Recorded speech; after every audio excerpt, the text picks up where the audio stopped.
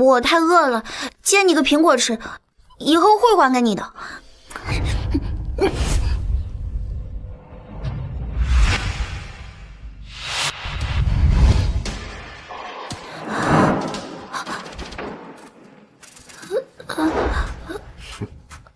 偷吃我的苹果，经过我同意了。你怎么这么小气？我就吃一个苹果，你就要变成鬼回来找我算账？吵得我耳朵都痛了。再吵，把你腿打折行不行？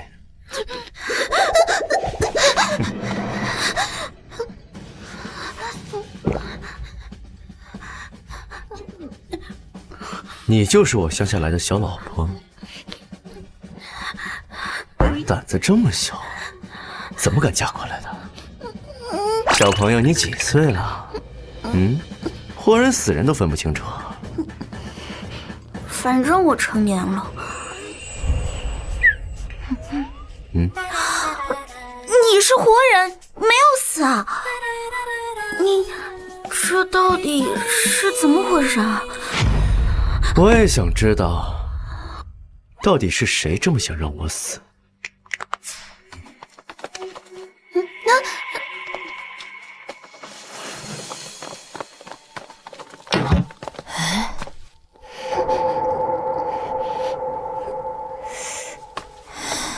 奇怪，刚刚明明听到声音的。怕棺材不怕我，难道不知道我活阎王的称号？我觉得你没棺材可怕，而且你现在是我老公啊。你愿意做我老婆？我已经是了吗？这个小丫头，她居然一点都不像阮家的那些脏东西。难道是听错了？不对，阮家那个哪儿去了？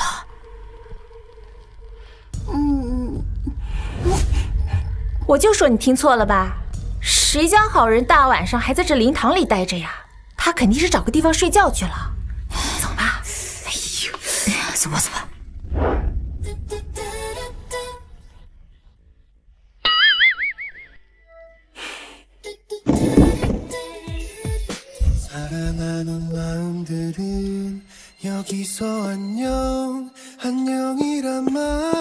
尹爷，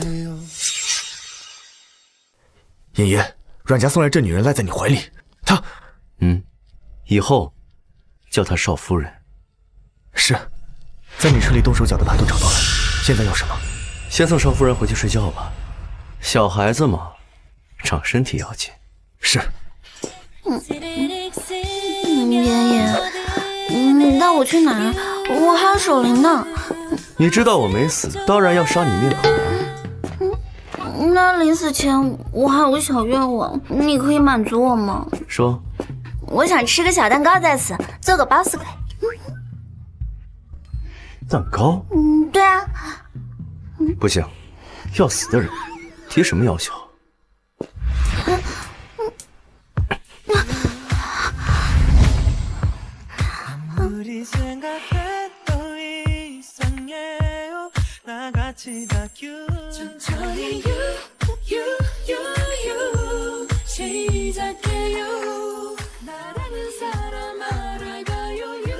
在我的房间好好睡觉，不要乱跑。怎么您不杀我了？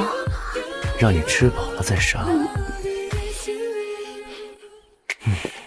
陶战，拿2块蛋糕来。是。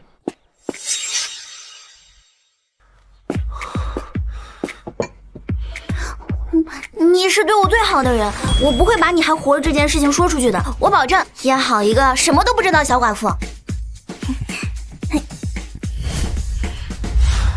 还有正事要办，您该走了。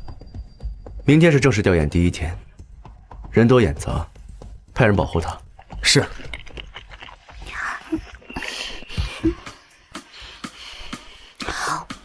受了委屈先忍住，等我回来再向我告状。你现在是我的小寡妇，没有任何人可以欺负你，听到没有？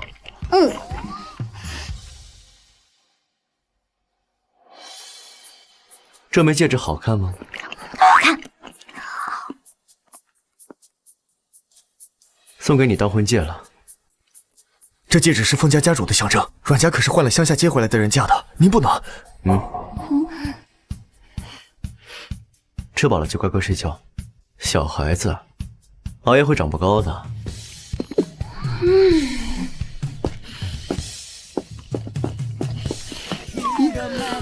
我才不是小孩子呢。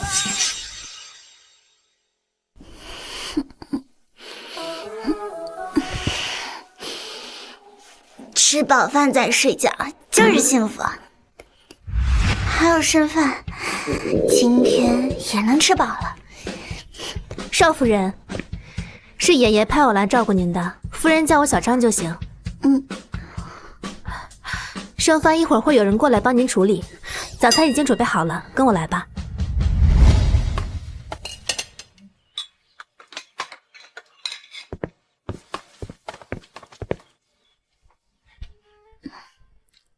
少夫人早。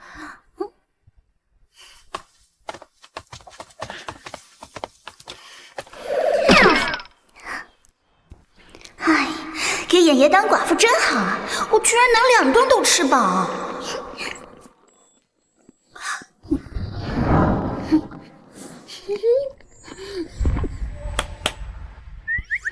这是爷爷特意为您准备的，一会儿您换好之后，我就送您去灵堂。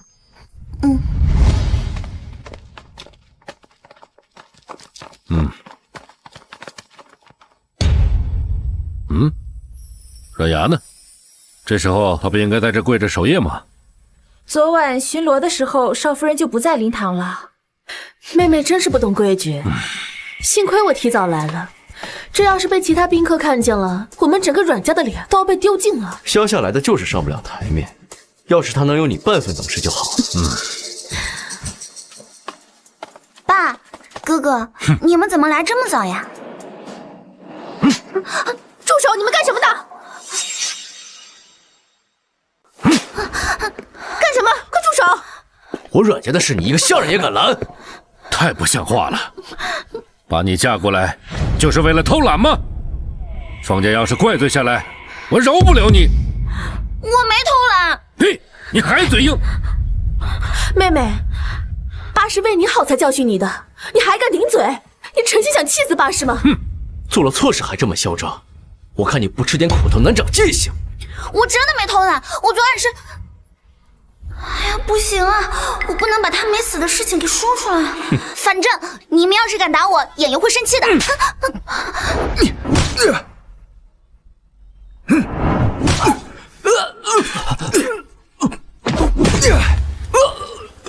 爷爷，我错了，求求你饶了我这次吧。说，是谁让你在爷爷车上动手脚的？我真不知道，我没见过他。不，我有对方汇款账号，顺着查下去的话，很快就能查到他。继续查。爷爷，阮家来人一早就在灵堂找少夫人麻烦。阮家之前背着我找人替嫁，现在还敢来欺负我的新娘，我倒要看看，到底是谁给他们的狗胆。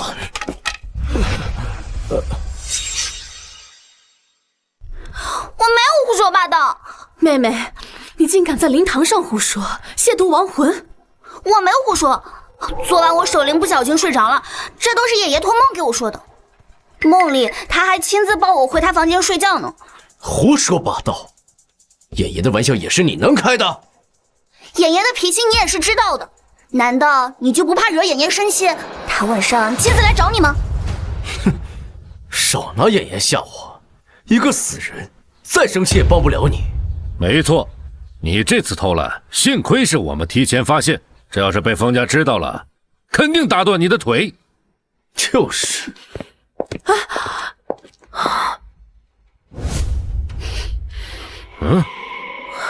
你竟敢偷吃贡品，粗鄙没有教养，哪有一点千金小姐的样子？吃饱了就不生气了，软牙没关系，比起过去，只要能吃饱就已经很好了。爷爷说了随便让我吃的就不算偷，我只是饿了。我看你是饿死鬼投胎，又不是没有给你吃的，整得像我虐待你一样。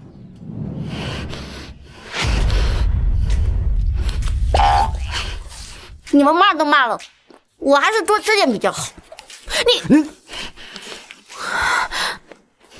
这土包子命真好，嫁给个死人，穿戴的都比我好。这条项链，我家人家都不愿意卖的。妹妹，封家虽然大方，但是你刚进门就穿得这么奢侈，是不是不太好？他好的不行，贪慕虚荣倒是学得很快。我本来就学什么都快，可是他们早就不让我上学，让我在家里干农活。胡言乱语。妹妹，手下要穿着素净，你穿得这么花枝招展，实在不合适。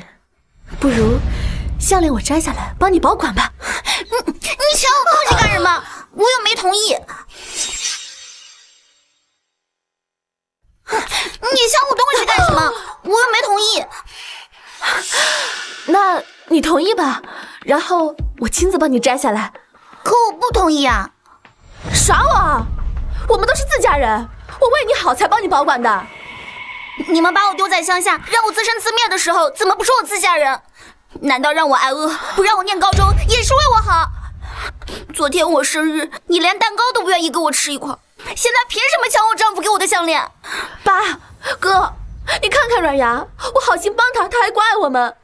这要是封家怪罪下来，整个阮家都会被连累的。小云说的对，你一个寡妇戴项链给谁看？他们虚荣也要分点场合吧。阮牙，赶紧把项链摘了，换件衣服。我们阮家不允许你败坏门风。我不，这是爷爷给我的，跟你们有什么关系？爸，哥，阮牙穿成这样守灵的会惹事的，我还是直接把首饰项链摘下来吧。阮牙，我们都是为了你好，对我好不好我自己知道。放开！阮家管教女儿，你凭什么拦？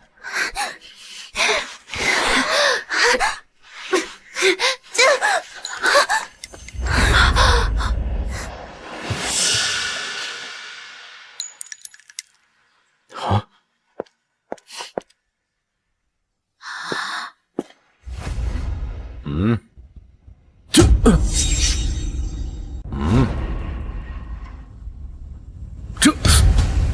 这是眼爷的戒指。还给我！这戒指是封家家主的象征，怎么会在你手里？关你什么事儿？且不说眼爷已经死了，就算他还活着，也不可能把戒指给你一个土丫头身上。说，哪里来的？爷爷为什么不可能给我？我愿意嫁给他的，不给我，难道还给阮云这种不愿意嫁给他的吗？我说错了吗？明明是你不愿意当寡妇，才把我从家接回来替你。爷爷就算不给我戒指，也不会给你呀！你少装疯卖傻，这戒指肯定是偷的。我没有偷。那你就说说，这戒指是谁给你的？这就是爷爷给我的婚戒啊！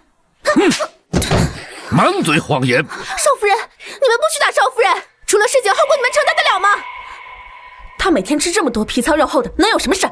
阮牙，你平时守灵偷懒，穿的花枝招展也就罢了，还敢偷东西，要是封家怪罪下来，整个阮家都会被你连累的。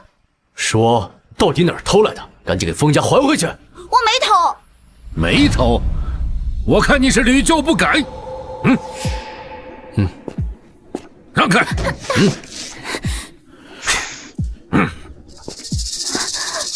你到底认不认错？我没错。没错，我看你是嘴硬。今天我就好好教育教育你。住手！啊！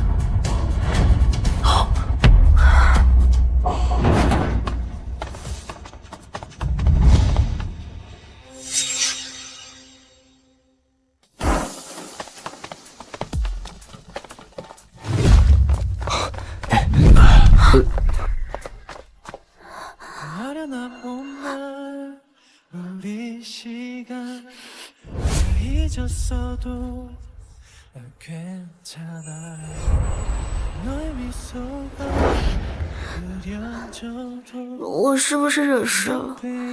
没有，不是你的错。你是什么人啊？敢插手阮家家事？这眼神，怎么感觉像是在哪里见过？阮家主，这里是封家，阮家小姐是封家的少夫人，不是一句家事可以在这里放肆。陶助理，你是衍爷生前最信任的人，我教育女儿是点小事，怎么还惊动到您了？毁了她的脸，对你来说竟然也算小事。我跟陶助理在说话，一个保镖插什么嘴？闭嘴！衍爷面前也敢放肆？衍爷恕罪，衍爷恕罪，衍爷恕罪。恕罪。你们有所不知啊，阮丫这丫头是从乡下来的，不懂规矩，爸才教训她的。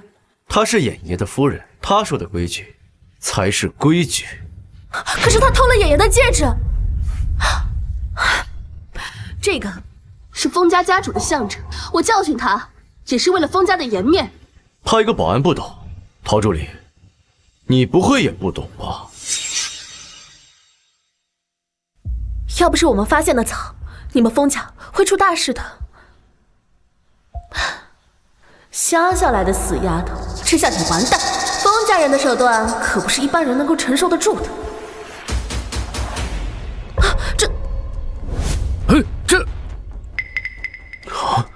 谁说这枚戒指是他偷的？这是衍爷的戒指，你个下人竟敢私自送人！陶助理，你快管管他！但陶助理，你快管管他！陶助理，你倒是说句话呀！陶助理，别乱说话哦！陶助理，你就让他在衍爷的灵堂上胡闹是吗？好，你不管，我来！放肆！戒指是衍爷送给少夫人的。什么？不止这枚戒指，封家以后的全部家产、赌场、公司股份，未来可都有他的份。这怎么可能？不是，这阮牙刚刚嫁到封家，怎么就能继承衍爷的遗产呢？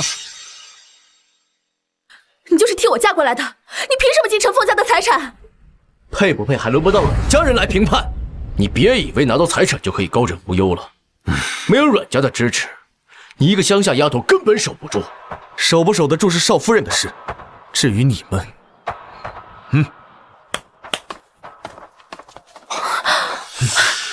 你们要干什么？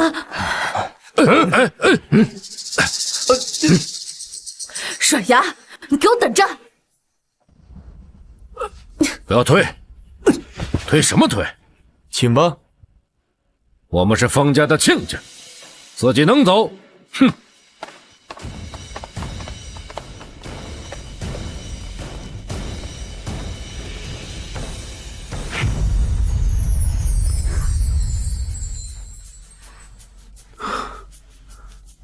痛吗？疼。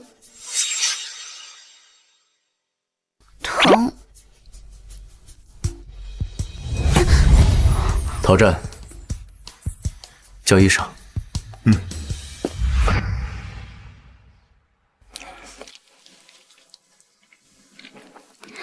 衍爷别怕，这点小伤很快就不流血了。医生，他怎么样？少夫人脸上的伤需要冷敷，另外膝盖和脖子上的伤口不深，仔细消毒就好。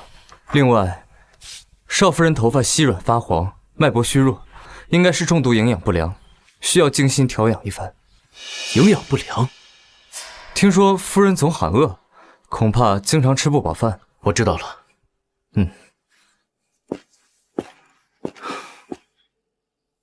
小朋友，还想吃小蛋糕吗？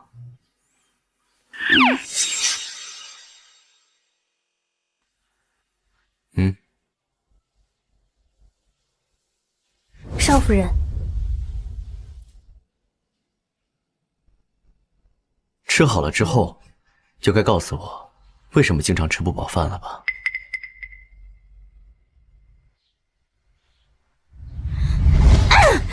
打死你！你个阮家不要的赔钱货，农活都干不完，还想白吃我家白米饭啊！可我3天就吃了1碗剩饭，我真的很饿。行了，给他碗吃的吧，那万一真的饿死了，阮家找过来，我们不好办。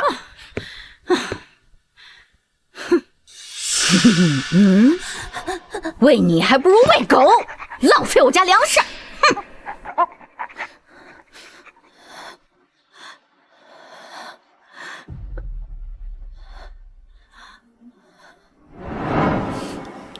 他们不让我吃饱饭，也不让我上学，就一直让我干农活。你是对我最好的人，你才不是什么火焰王，你是天底下最好的人。那些人居然敢这么对少夫人，阮家居然也不管。就算小牙才是真千金，但自从鲍错养在乡下那一刻起，阮家只会嫌他上不了台面。阮家人的仇我记下了，我会让他们付出代价。是。小牙实在太不懂事了，就算嫁到封家，那也是阮家的人，怎么能让人赶我们走呢？爸哥，他根本就没有把你放在眼里。好。爸，怎么了？公司刚谈定的那几个项目，忽然之间就全黄了。唉，再这么下去，用不了多久，公司估计就撑不住了。怎么会这样？阮学，赶紧跟我回趟公司。好。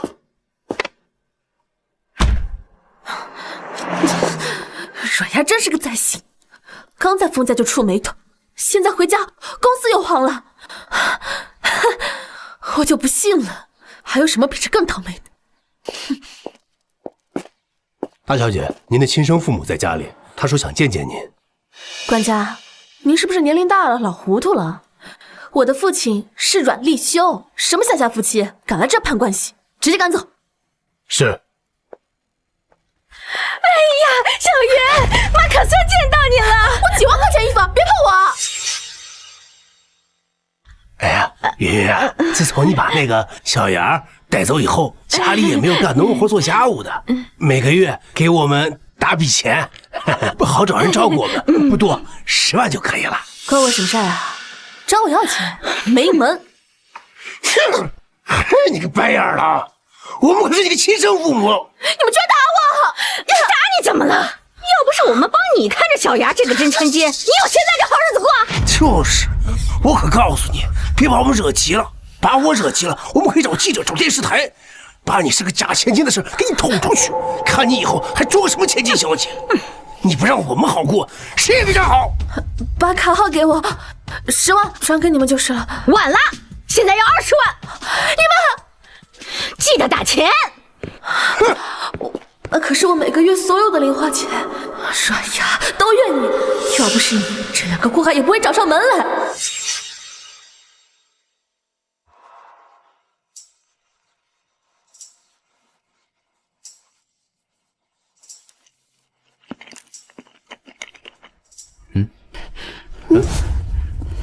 你去哪儿？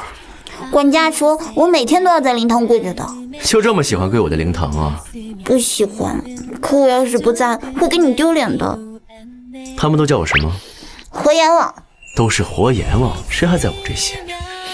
午睡休息会儿，下午再去。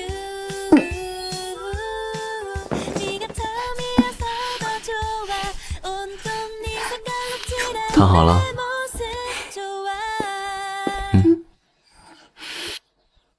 怎么了？那我呢？再吃一个小蛋糕，再睡吗？怎么这么喜欢吃小蛋糕啊？昨天是我第1次吃生日蛋糕，我想把10几年的蛋糕都补上。昨天是我第1次吃生日蛋糕，我想把10几年的蛋糕都补上，这样我就算把自己养大了。除了这些小蛋糕，还喜欢吃什么？不知道，反正能吃饱就很好了。哎，爷爷，谢谢你，跟你在一起真的很幸福，有饭吃，还有水果点心。走，我带你把天底下所有好吃的都吃一遍。好耶！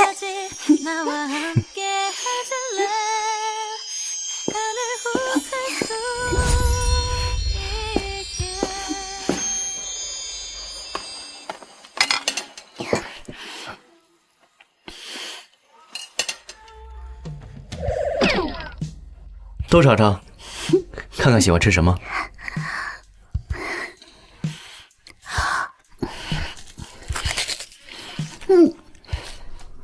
每样都喜欢。就没有最喜欢的吗？我还是最喜欢吃我的小蛋糕。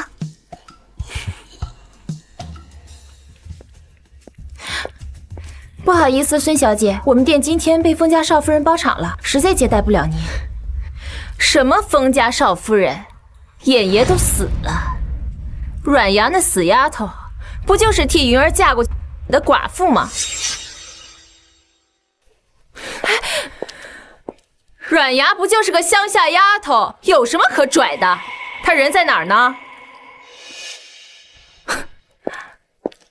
你，哎。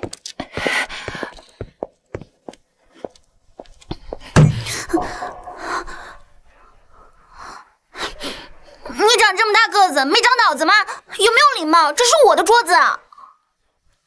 你就是阮云，乡下的养妹，长得不大，脾气倒是不小，不就是阮云的替代品？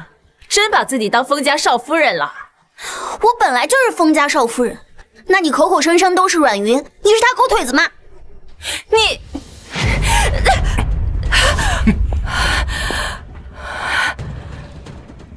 啊，好啊，阮牙，你不仅用封家少奶奶的身份摆架子，还背着封家养了个小白脸儿。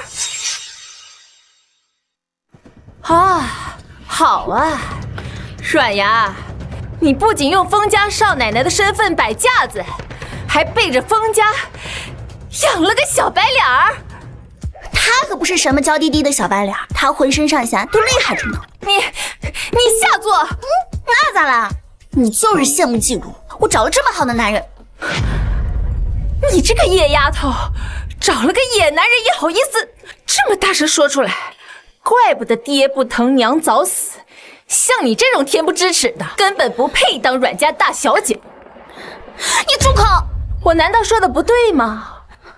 阮伯伯跟阮哥哥都觉得你是个灾星，阮家人也只是喜欢阮云，有哪个人是瞧得起你的？你就是个没人要的。啊！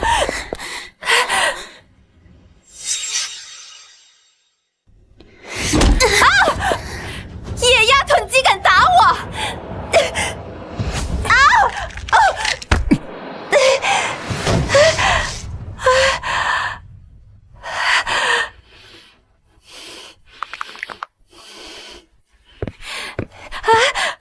我不仅敢打你，还敢撕烂你嘴！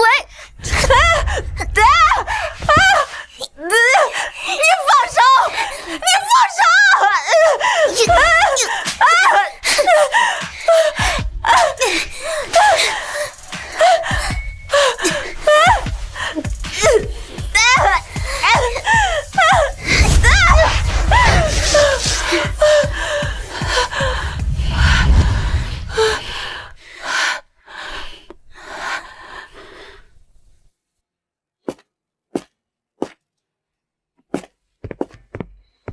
坐。打累了？还打吗？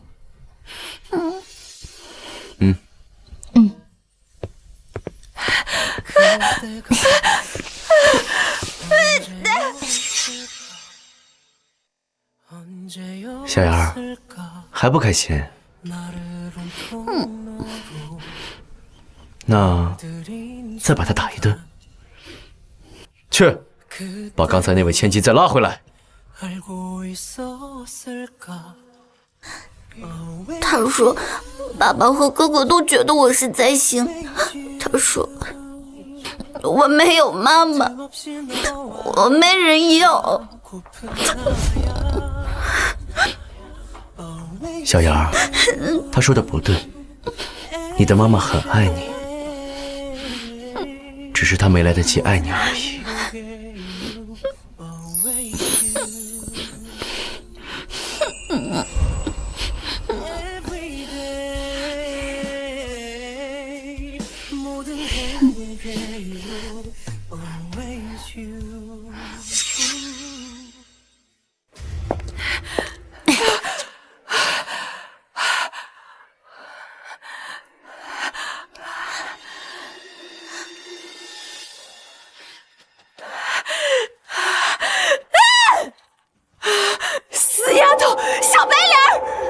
一对奸夫淫妇，你们给我等着！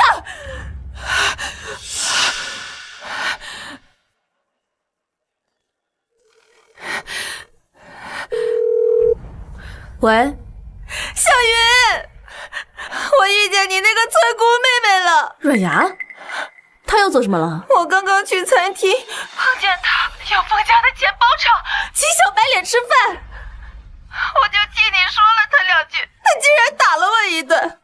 要是碰上你，还不得让你死啊！她敢碰我爸爸和哥哥非弄死她不可。小云，要我说，当初就不该让她替嫁，现在她可能得势了。哼，她只能捡些我不要的东西，算什么得势？她有钱有权，还包养了个小白脸儿，虽然戴着面具，但是又高又帅，可算是让那死丫头享上福了。戴面具的男人，我就说那个保镖为什么那么护着阮牙，原来2个人早就勾搭到一起去了。好，我知道，我不会让他好过的。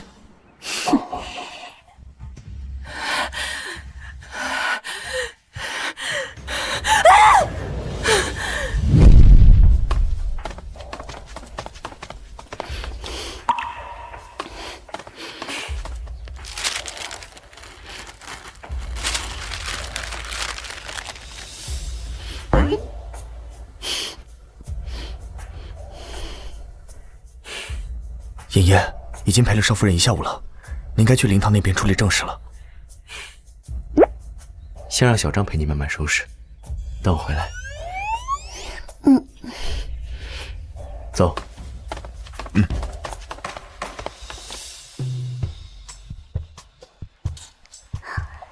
嫁给爷爷可真好，能吃饱，还有穿不完的新衣服。少夫人，您也太容易满足了吧？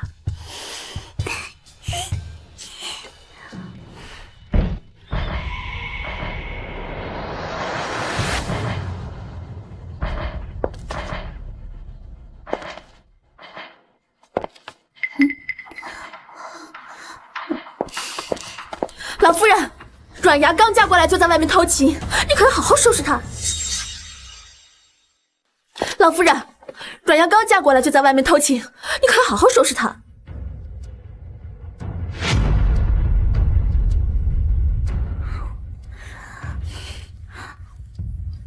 老夫人，你看她一个寡妇不好好守灵，还买那么多衣服，肯定是打扮给奸夫看的。难道你见男人才穿衣服吗？那我可跟你不一样，我见不见人都要穿的。你不要脸！把他押到灵堂，在阿衍的灵位面前认罪受罚。是。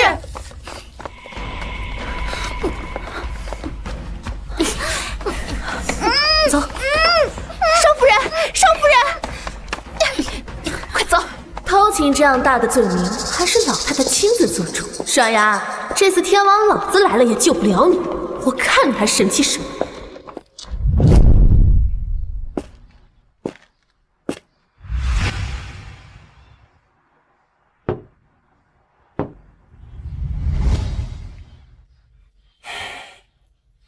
今晚有宾客来吊唁，提前准备好。不要让人发现棺材是空的。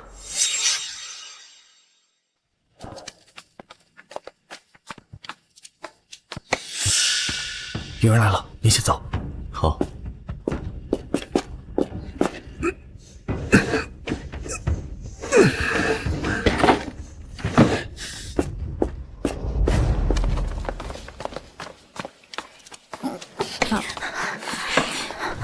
把他给我摁着，跪下！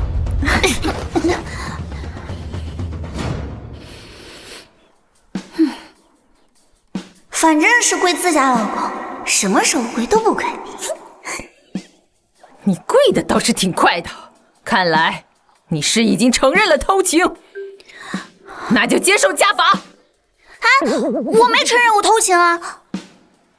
那你为什么跪这么快？我之前也没少跪啊，我每天都来这跪的，每次跪的都一样快。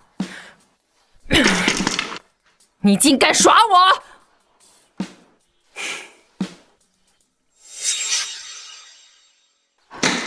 你敢耍我！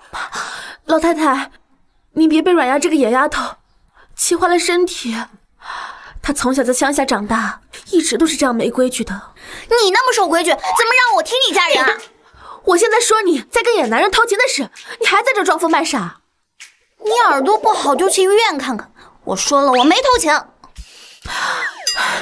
你花着封家的钱，在外面包场请一个样貌和身材都绝顶的野男人吃饭，还搂搂抱抱。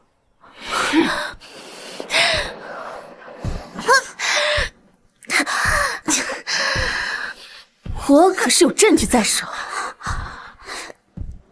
你当着眼严灵卫的面，你还敢撒谎？你说的跟真的一样，难不成你晚上钻我床底下亲眼看见了？你，我是有证据的，都给我住嘴！反正我们没偷情。老夫人，你别替他抵赖，我有证据。这个男人就是奸夫。这男人的侧脸，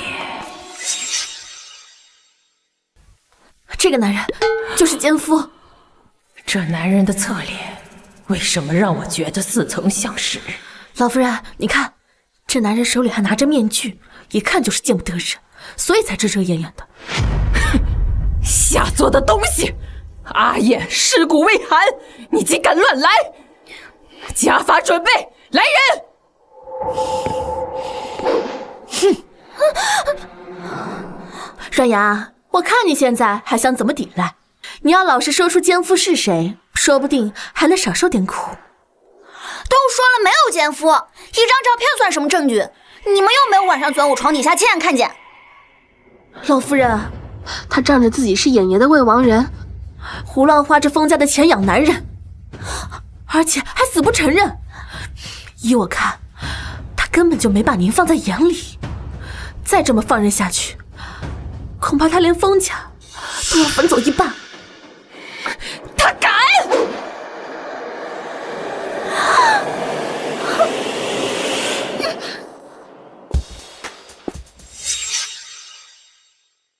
他敢！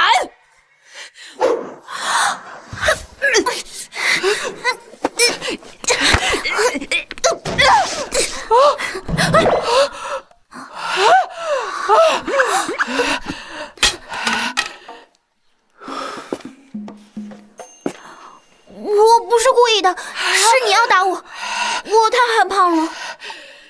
你这个小丫头片子，反了你了！不好，恐怕真的要挨揍了。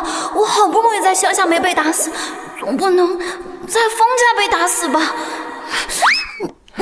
给我按住，按住他，抓住！阮牙，你不是很能跑吗？跑啊！我看你还能跑到哪里去！放开！你们放开我！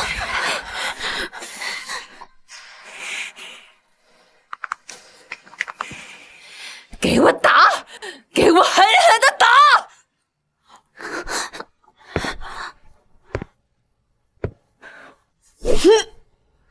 住手！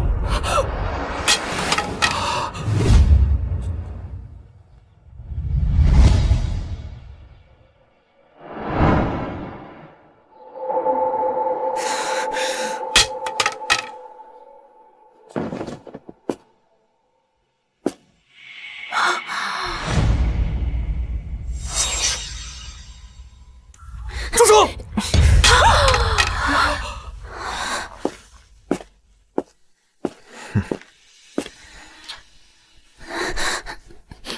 你怎么来了？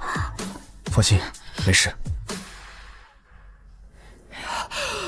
你究竟是什么人？竟敢躲在灵堂后面偷听我们说话！老夫人，他就是阮牙的奸夫。这个时候还敢露面，你对阮牙可真是情深意重啊！哼，好大的胆子！我们没去抓你，竟敢自己送上门来！这对狗男女，说不定平常就在幕后私会，当着演员林薇的面给演员戴绿帽子。你们两个竟敢在我眼皮子底下偷情，我老婆子还没死呢！一张可以 P 图造假的照片说明不了什么，但毁了少夫人的名声，是要付出代价的。你们奸夫淫妇被抓个正着，在场都能作证，该付出代价的是你们。老夫人，您作为一家之主，可千万不能让他这个寡妇夺了掌家权啊！以后整个封家谁还会服您啊？那就多找一些人手来，这两个人要是胆敢反抗，直接乱棍打死！等等，老夫人，你如果能证明少夫人不检点，理应处罚；要是证明不了，你任凭一个外人污蔑少夫人的名声，又该怎么说？该证明清白的是你们。老夫人，如果我撒谎，任你处置。那就好。那你呢？你敢摘下来面具，让大伙看看吗？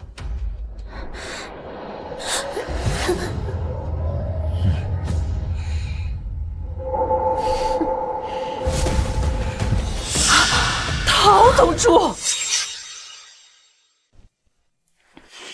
陶宗主，怎么是你？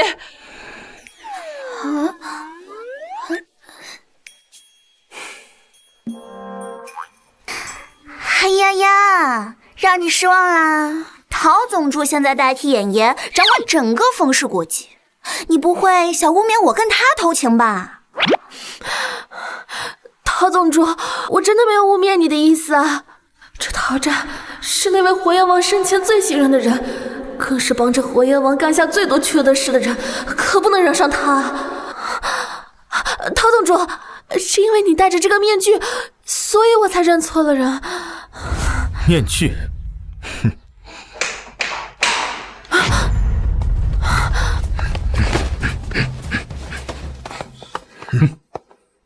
照片是 P 图伪造的，一副面具更说明不了什么。演爷的每个手下都有这样的面具。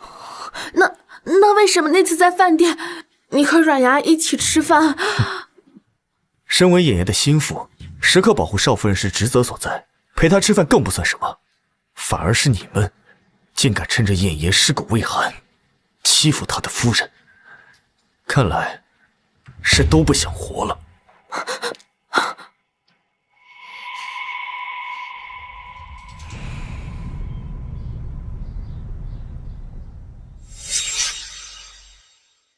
冯老夫人，你刚才欺负我也是让阮云骗了，我就不要你道歉了。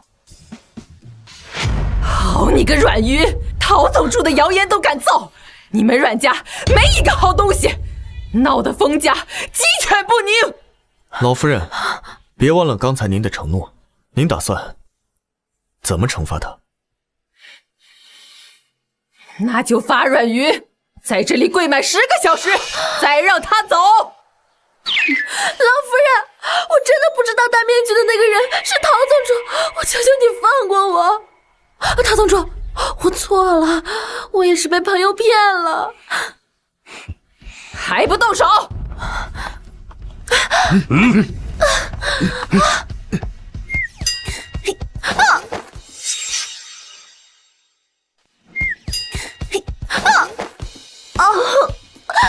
这是我的位置，你外面跪去。老夫人，我真的没有说谎。老夫人。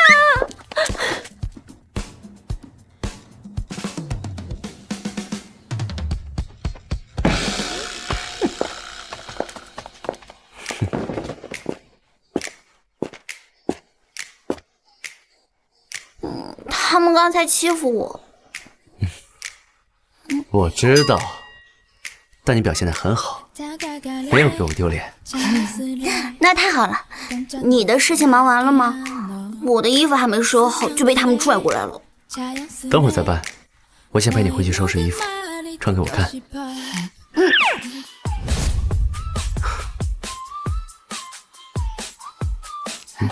来。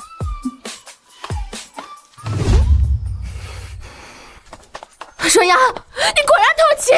你给我等着，我一定要让你好看，迟早要揭穿你！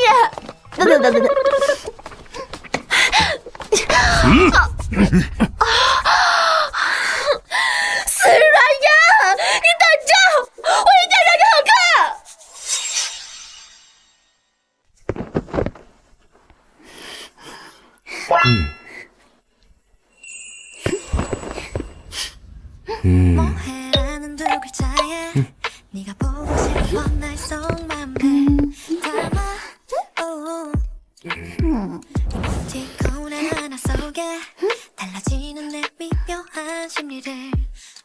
爷爷，你还有别的事要做？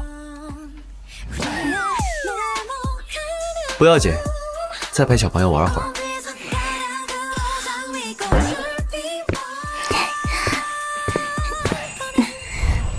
爷爷，过几天穿这件白的给你下葬好不好？可是白的就像你真的死了一样，有点不吉利。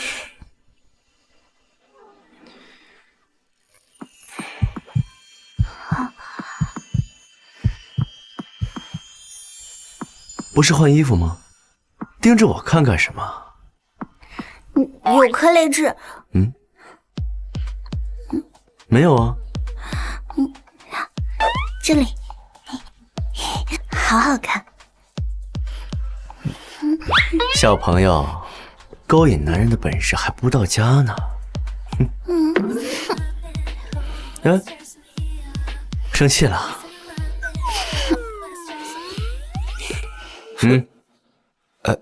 之前让你给我买的东西呢，拿过来。好的。爷爷，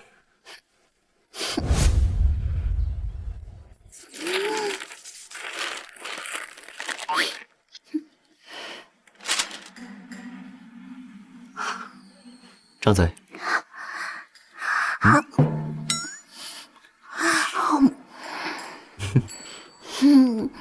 这个糖好好吃。刚刚不是还生我气吗？现在怎么还吃我糖？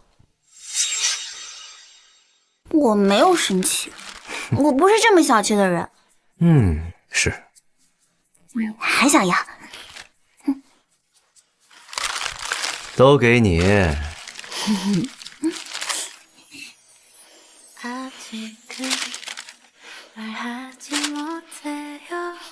张嘴。爷爷不吃甜品。怎么样？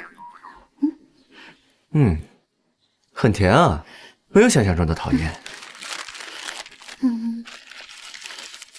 甜有什么可讨厌的？甜可好了。是很好，没有想象中的讨厌。对了，今天是吊唁的第3天，还会有很多来宾要来，所以还需要你去跪一下。是很重要的长辈吗？不过不用跪太久，人一走我就来接你。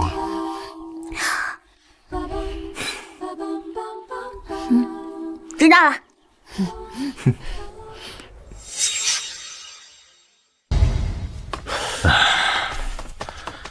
哎呀，这都10个钟头了，小云还是联系不上，也不知道发生了什么。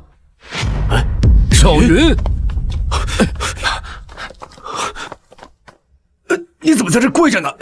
慢点，快起来。爸，是阮阳在外面偷人，却在冯家人面前污蔑我，害我被罚跪。又是他！少夫人，我等会儿在门口给您守着，如果有人来，我就大声喊。您快点把糖都藏口袋里。谢谢你啊，小张。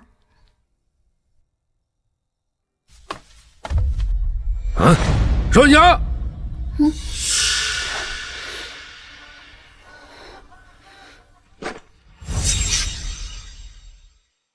阮阳，你们来干嘛？我们要是不来，还不知道你把小云欺负成这个样子。明明是他先欺负我的。还敢撒谎！你现在有吃有喝，面色红润，小云却成了这个样子，她怎么能欺负你？小云都跟我们说了，明明是你在外面跟野汉子偷情，还故意害他。为什么阮云说什么你们都信，我说什么你们都不信？明明是他先来找我麻烦的，还敢嘴硬！我是阮云造谣我偷人，所以风老夫人才罚他跪。你们要是不信我，可以去问风老夫人，是阮云在撒谎。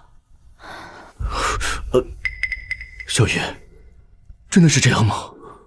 哥，那只是个误会。那你也应该在老夫人面前给小云求求情啊！是不是？你害得她在外面跪了这么久，都是你不对。我为什么要帮他说话？你们怎么不想想，他要是污蔑成功，我会有多惨？哥，爸，我也是为他好，怕他犯错。是啊，就算小云误会了你，她也是为了你好啊。上次污蔑我偷东西，这次污蔑我偷人，这叫为我好。他抢走我的爸爸哥哥，享受我的优渥生活，不愿意嫁一个死人，就让我替他守活寡，这样为我好吗？这些都叫为我好吗？你们口口声声为我好，却连一块蛋糕都不愿意给我。可是阮牙，你只看见小云的光鲜，却根本不知道她为了成为最优秀的千金付出了多少努力。至少这些年，你在乡下享受着她父母的疼爱，无忧无虑的长大。你们只看见他受委屈，却看不见我在乡下连饭都吃不饱，学也不给上。胡说八道！我们每年都给钱，怎么可能让你吃不饱？而且那些人说了，是你自己学习成绩差，不愿意去上。妹妹，你怎么能为了博得同情，满口谎言呢？你住口！如果乡下生活那么好，4年前知道被报错的时候，怎么没有换回来？我知道你一直在怨恨我，可是我也舍不得哥哥跟爸爸。你要怪就怪我，不要怪他们。够了，阮牙，你不要一味的针对小云。我告诉你，其实是我们舍不得他离开。那你就舍得我在乡下吃苦吗？乡下有什么苦的？不就是干点活吗？你娇气什么？要不是小云把这门婚事让给了你，你还没有资格在这欺负她。你们是阮云的家人，不是我家人，我不需要你们，给我走！来人，把他们给我赶出去！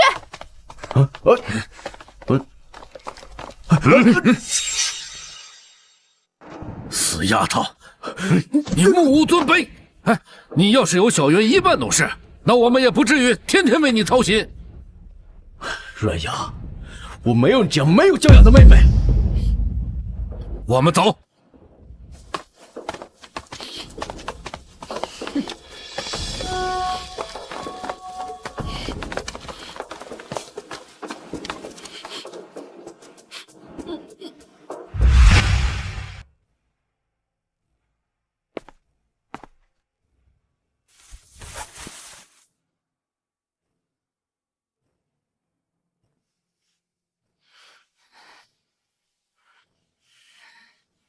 走吧。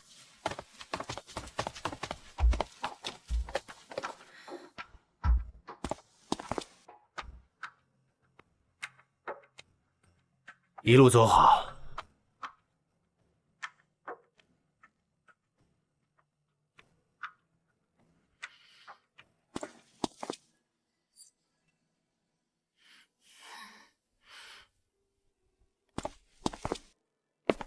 少夫人，趁现在没有人，要不我给你拿2块糖，要不我去弄份小蛋糕给你吃。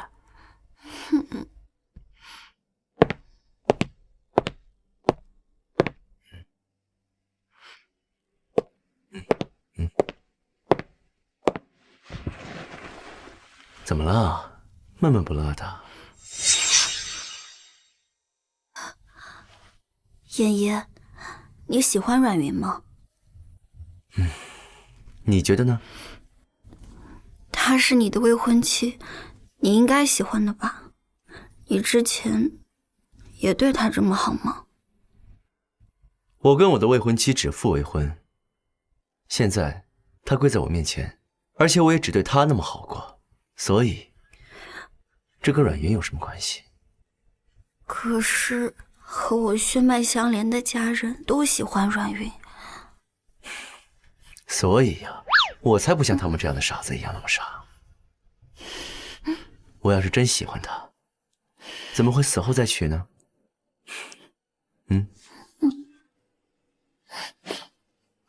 小孩子家家的，别想那么多，早点休息。明天还要带你去试婚纱，到时候出去玩。可你不是死了吗？我穿婚纱是要跟你的照片结婚吗？对呀，怕不怕？还要拜天地呢。有什么可怕的？就算你真死了，也不会伤害我呀。算你识相。走。封家少夫人的位置本该是我，她继承了封家那么多的财产，还包养了小白脸，过得不可一世，竟然连爸和哥都打，当初就不该让她替嫁。爸，哥，我想换回去。哎，胡闹！婚姻岂是儿戏？你可不能像阮牙一样。我们家正是危急关头，阮牙嫁进封家，一直在给阮家惹祸。只有我嫁过去，拿到了爷爷的遗产，才能给阮家争取利益。可阮牙已经进了封家，现在后悔也来不及了。来得及，婚礼不是还没有办吗？在下葬前的那场婚礼仪式，才是真正坐实少奶奶身份的。婚礼我去就是了。小云，爷爷已经死了，你嫁过去太委屈自己了。只要能给阮家带来利益，我做什么都是愿意的。阮牙明天不是在外面试婚服吗？我们把它换回去。就按你说的做。小云啊，还是你最懂事啊。开车。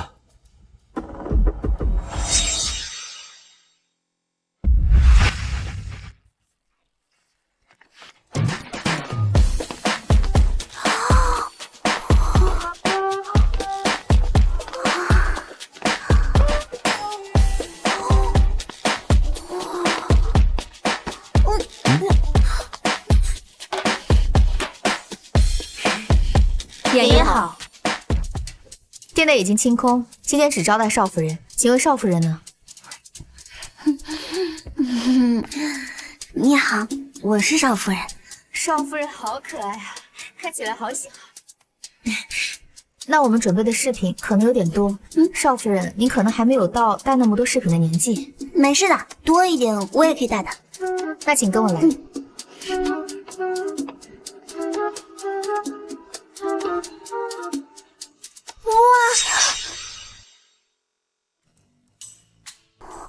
哇，好多亮亮的石头。喜欢这样的石头？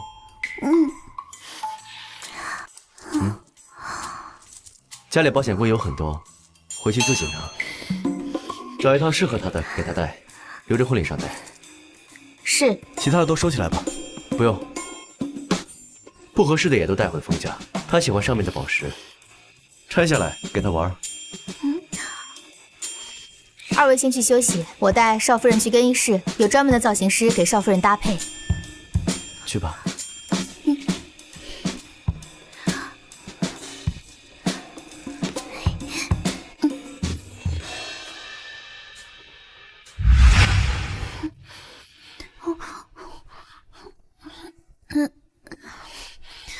化妆师姐姐，这个皇冠太重了，你能不能帮我换个轻的？好的。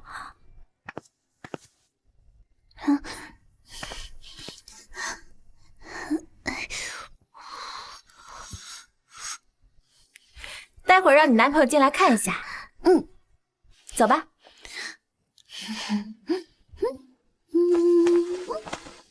阮牙，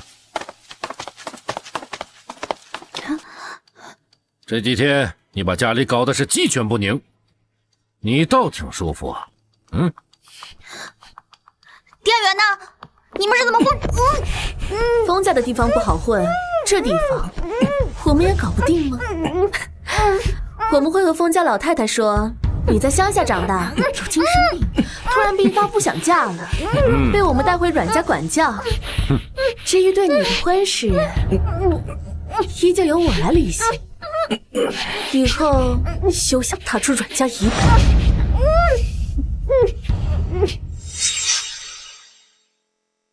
你只是替我守了几天灵，不会真把自己当封家少夫人了吧？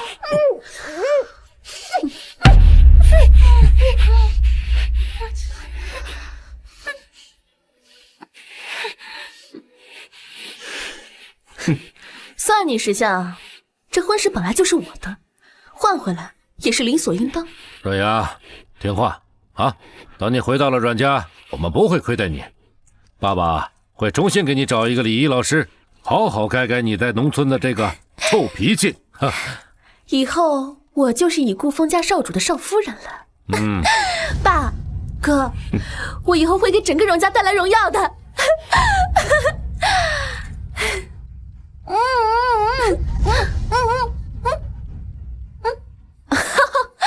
妹妹，哎呀，早知道你这么识相，你就不用吃苦了。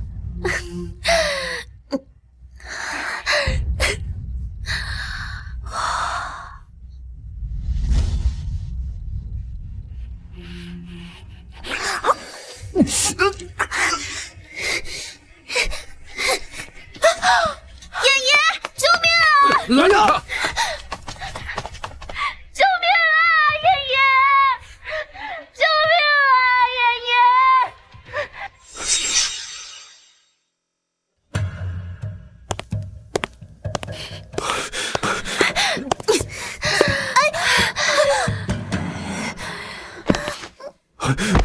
乡下来的丫头就是没一句实话，骗我是吧？爷爷，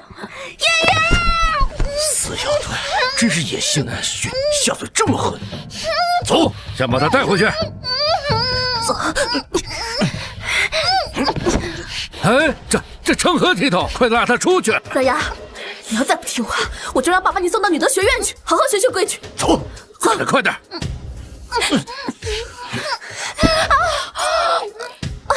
死丫头，你给我等着！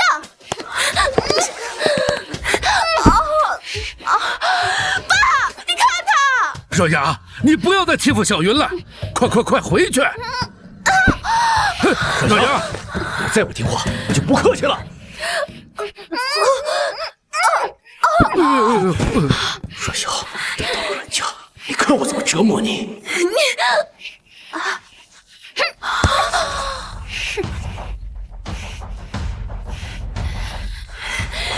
阮雅，是不是想死？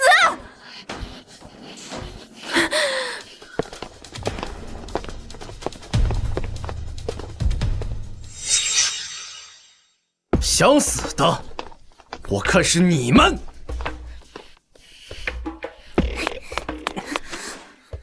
爷爷，死保安，上次就让你们门后过关，这次你倒自己送上门来了。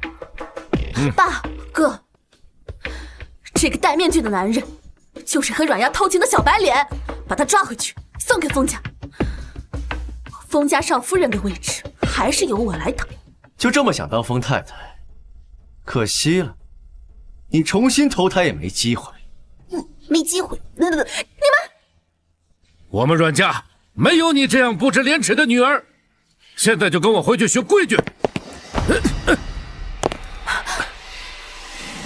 陶助理，虽然你是衍爷的心腹，权势滔天，但是你不能容忍阮雅和这个小白脸偷情。毕竟衍爷已经死了，咱们现在就应该把这对狗男女绑了，一块儿去见老夫人，这样才不会得罪封家。阮立兄，睁开你的狗眼看看，我到底是谁？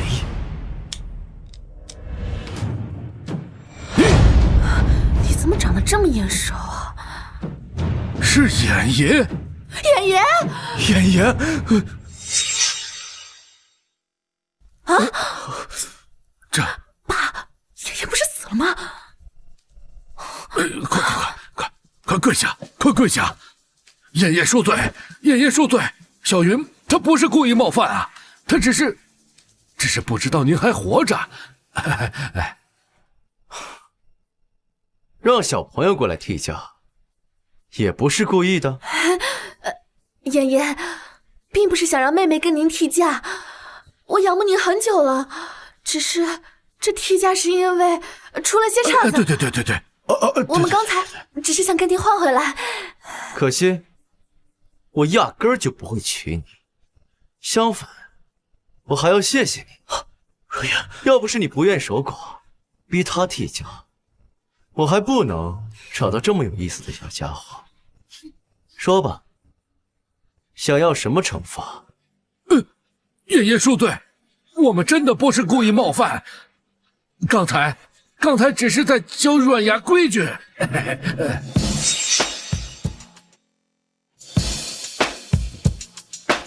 把你该拿的都拿回来。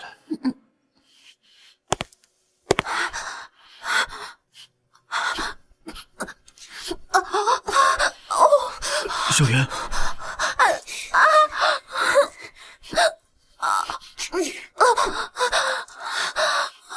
皇冠。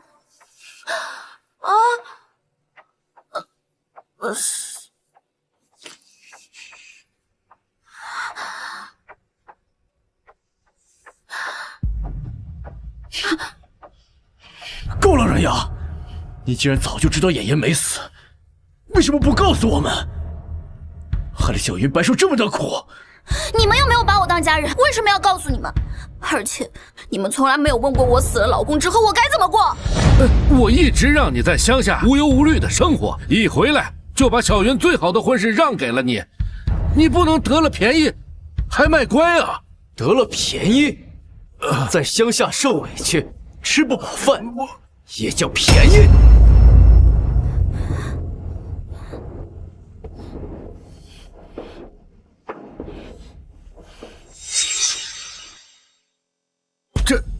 不是，我一直让那家人好好的照顾他，这不存在虐待呀。软牙，你还说谎！你什么时候才能懂事，成为一个大家闺秀？我们是不会相信你的。我才不要你们的相信，我不需要，我只要你们道歉。你这丫头，你们有时间来找事，看来还是你们公司的糟心事不够多是吧？既然如此，陶战，去给他们的公司找点事做，或者让公司破产。爷爷恕罪，我们真的不敢了，我们知道错了，知道错了。热阳，我们给你道歉还不行吗？是，给你道歉。对不起，把他们扔出去。爷爷，我真的知道错了。爷爷，我知道错了。爷爷，你大人大量，爷爷饶了我们吧，爷爷。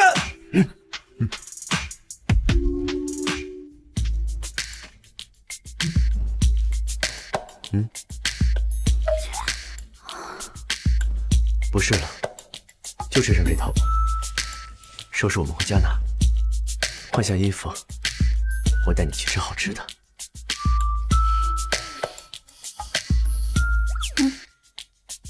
真要一个？还要一个？好。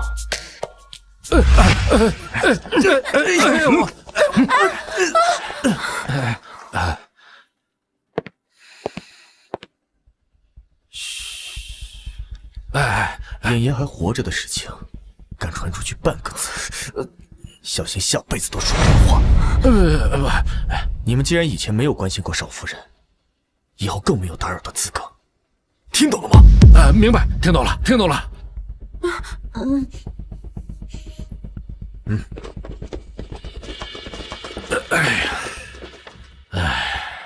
妍妍说软牙吃不饱被虐待，难道她在乡下真的过得不好？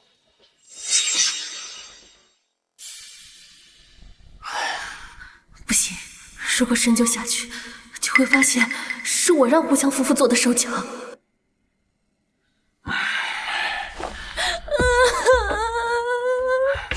那我回乡下就好了，让阮牙来当这个阮家大小姐，省得让爸爸跟哥为难。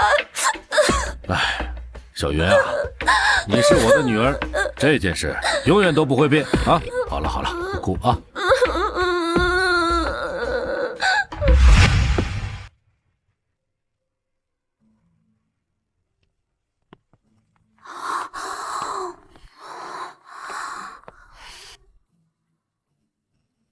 爷爷，罗伯特先生和杰奎琳小姐在半个小时前就已经到了。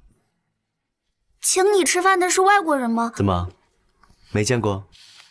对啊。回少夫人，格雷家族和外国皇室有非常亲密的血缘关系，罗伯特是他们家主，杰奎琳是他女儿。爷爷，那我会打扰你工作吗？等一下，你什么都不用说，就等着吃饭就好。请。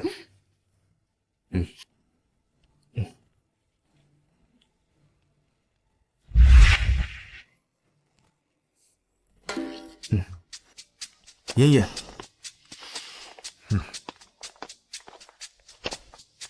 来，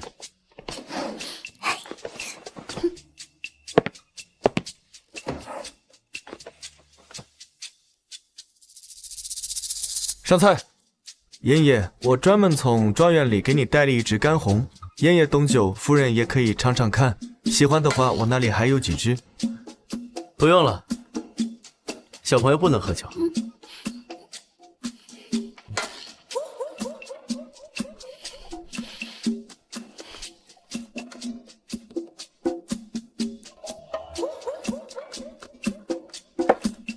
喝这个。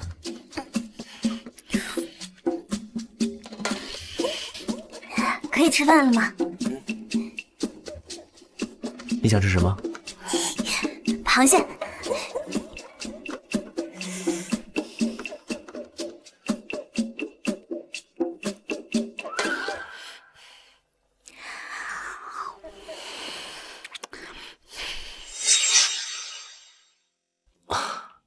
让你们见笑了，我的小夫人，乡下来的，难免有些娇气。怎么会？爷爷对夫人真好。她比较好养，给吃的就行。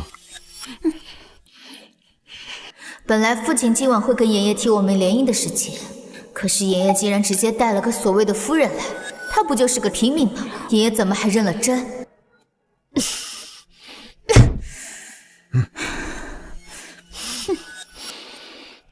这次听完妍妍你的死讯，真是让我吃了一惊。老实说呀，我也动摇过要不要趁乱分一杯羹，但是我想您不会是这样几近无声死去的人。罗伯特，你知道这块地我为什么会选你吗？很感谢妍妍愿意相信格雷家族，但我不太清楚。选你，就是因为你足够清醒。这是秘书起草的合同。您看，如果没有问题的话，就可以签了。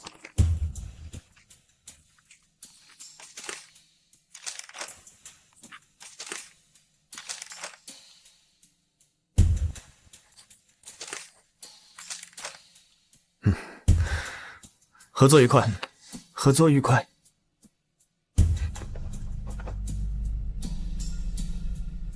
我去洗下手。去吧。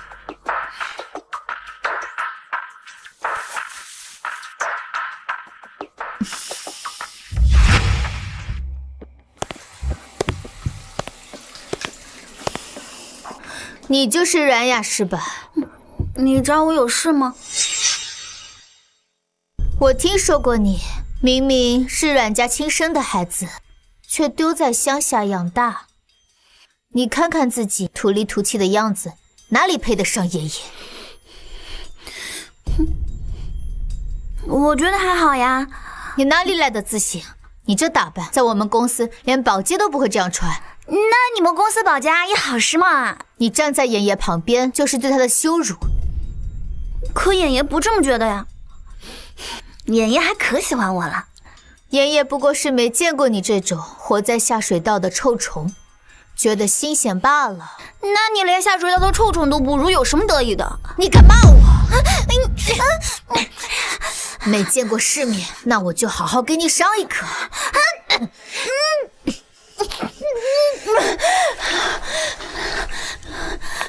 shit！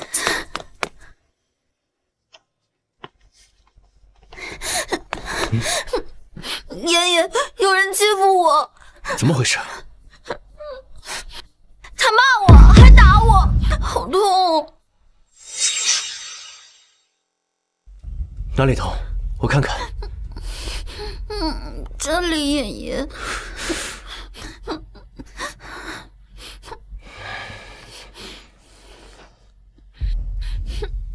我又打不过他，他还把我摁进卫生间的洗水池里，那洗水池可脏了，太恶毒了。我没有，我只想找他出来聊天。你说我是信你，还是信我妻子？爷爷，他根本就配不上你，他不配，你为什么？你看，他还在骂我。确实很过分，我帮你报复回来。你很喜欢在水池里聊天是吧？你进去给我看看啊！我是格雷家的大小姐，你不能为了这个丫头就这样对待我。就算你是公主又怎么样？在我的地界上，我说了算。那份合同我还没签，我忽然觉得格雷家走也不是那么合适。那份合同我还没签，我忽然觉得格雷家走也不是那么合适。你要是搅黄了这次合同，我一枪崩了你！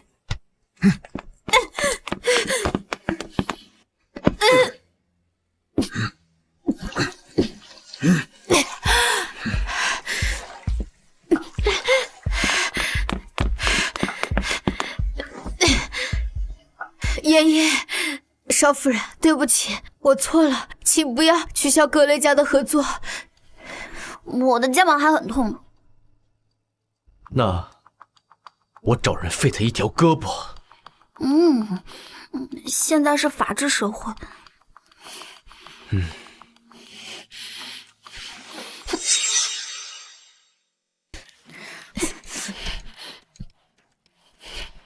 我伤得很严重，你要赔偿我500医药费，只接受现金，快点！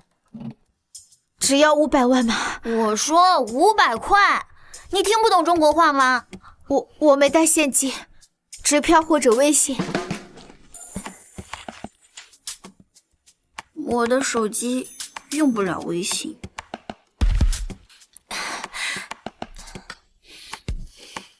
扫我吧。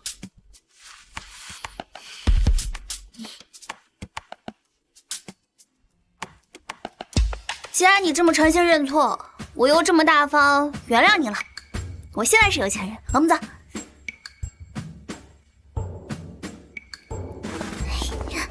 这么轻易放过他，肩膀不痛了？其实我是装的，我的皮肤就是容易出现印子，没那么痛。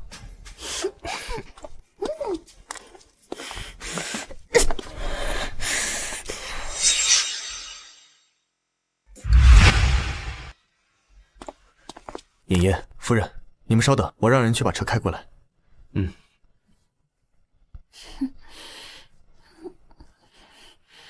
妍妍，您在看什么？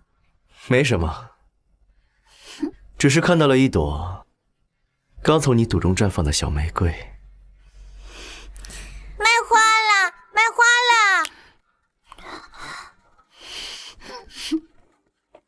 卖花了，卖花了！小朋友，多少钱一只？10块钱一只，姐姐要买吗？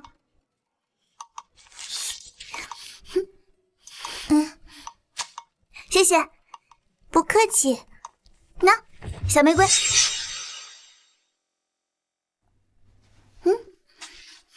那小玫瑰，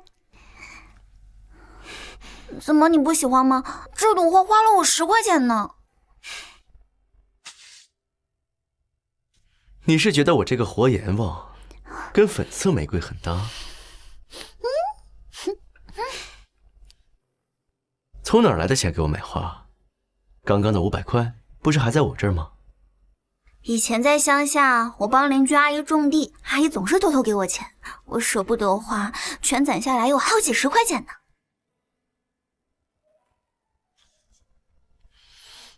舍不得花的钱，给我买这么贵的花。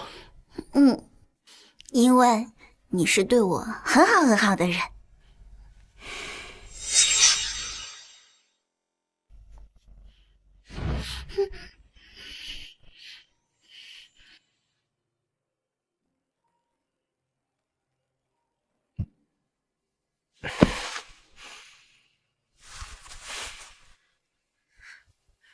走吧。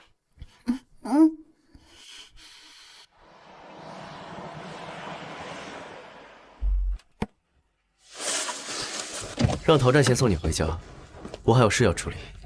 有别的车来接我。我不能跟你一起吗？也可以，只要你不害怕。请。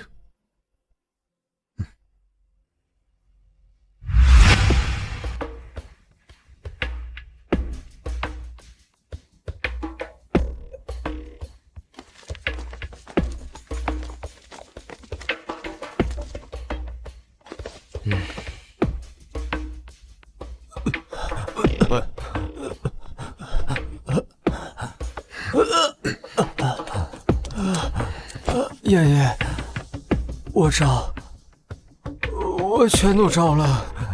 让我汇款给你手下的人是风林，还有风杰辉。爷爷，风林和他儿子风杰辉，不愧是风老太太的血脉。老太太是续弦，这一家子也养不瘦。他们想等您死了，好分风家的财产。他们心大，也要看命大不大。走吧，该收网了。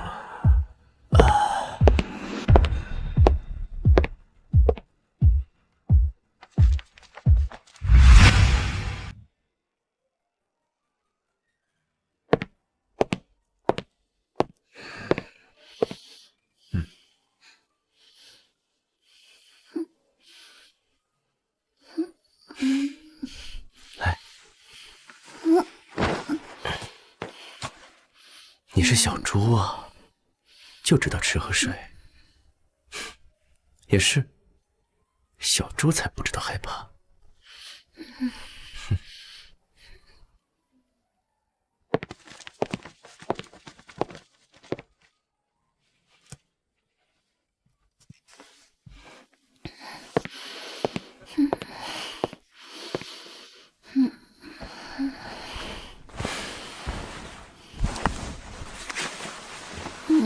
妍妍，坏人找我吗？妍妍，坏人找我吗？招了，明天才做我的新娘，今天就替我操心了。这样就好。大家让小张叫醒我，晚上还要去桂林堂呢。放心吧，以后不用再跪了。照顾好他。好的，妍爷。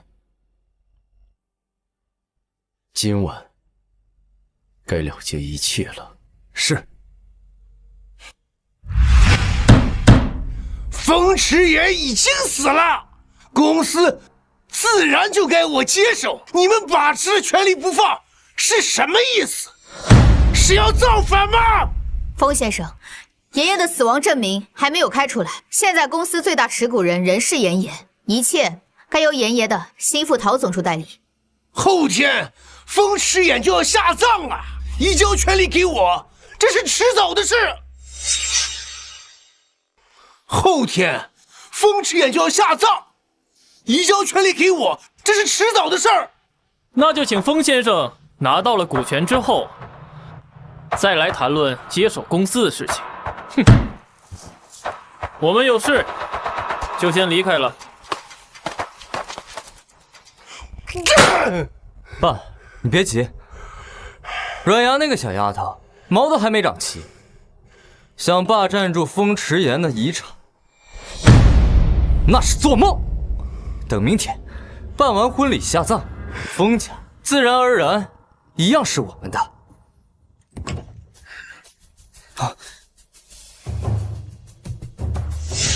抱歉，你们要失望了。鬼啊！有鬼啊！上！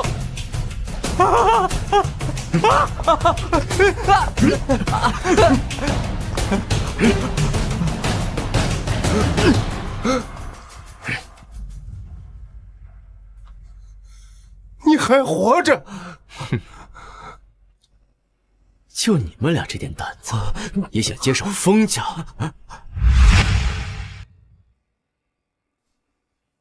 为什么今晚要穿这么漂亮？爷爷不是说不用跪了吗？老夫人亲自叫您来的，说是要提前下葬，也不知道要折腾多久。不过我带了很多零嘴，饿了就跟我说，爷爷很快就回来了。嗯。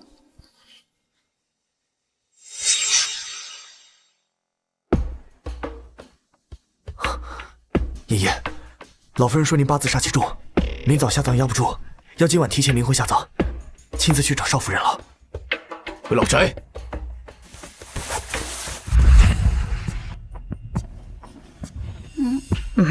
还不赶快跪下！都说老太太是疼妍妍，才会在她去世后坚持给她娶亲。可来到这里的几天，根本没看出来封家任何人关心妍妍。外面都说妍妍是活阎王，可整个封家就都是阴森森的样子。如果妍妍是个温柔的人，恐怕就会被吃干抹净了吧。马上要起灵了，先拜堂。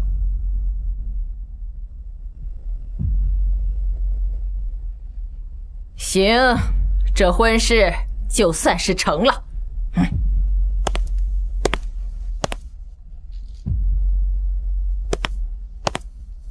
拿着，还不赶紧起来，走在送葬队伍最前面，起灵！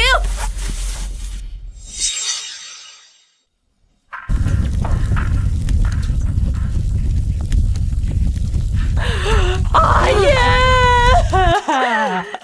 七爷，一路走好。都说棺材井打深一点、大一点，对后代好。可妍妍没有后代，打这么大这么深，也不知道便宜谁去了。把他给我推下去！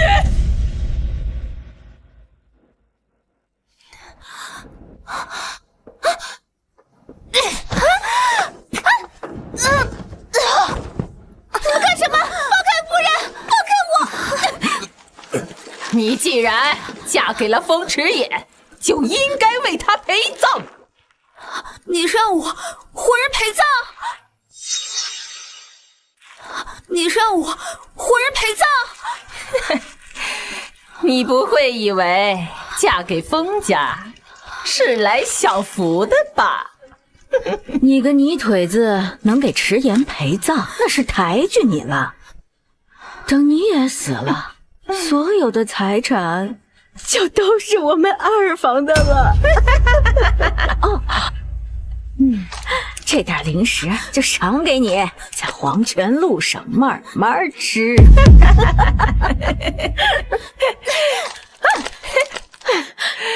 怪不得外人都说妍妍是活阎王，原来是家里住着你们这种吃人不眨眼的恶魔。身为家人，坚持要算计他。你这个乡下丫头，能嫁过来享几天福就已经是你的福气了，还敢反抗？这种福气给你，你要不要？我找大师给你和阿衍牵过红线了，你给他陪葬，嫁给他，他满意就不会来世间纠缠。你在地底下也不会受苦的。时辰不早了，大家抓紧时间，免得夜长梦多，填土。时辰不早了，大家抓紧时间，免得夜长梦多，填土。这种坏人是拿不到妍妍的财产的，妍妍不会让你们得逞的。我还没过上几天好日子就要死了，要是等到妍妍老了死了，我再给她陪葬就好了。这样等到了地底下，妍妍也会护着我的。现在给空棺材陪葬，以后谁又会保护我呢？天快亮了，动作快点，大家动作麻利点。妍妍答应我的栗子糖水还没有吃上，不过除了没有吃上，好像也没有别的遗憾了。不对，我还没有跟妍妍说再见呢。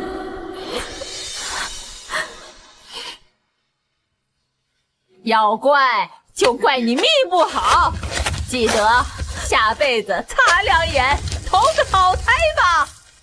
如果被埋在这里，妍妍一定会帮我报仇的。他都变成死人了，怎么还能变成鬼来纠缠我报仇不成？爷爷，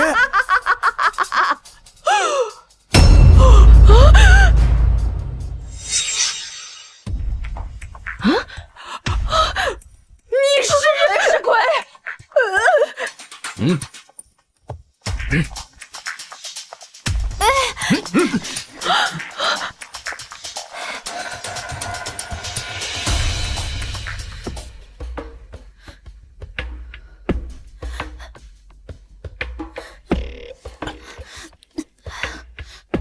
风池爷，你还活着？老太太如此爱戴我，在我死后还大费周章为我娶妻，怎么我现在活过来，反而你不开心了？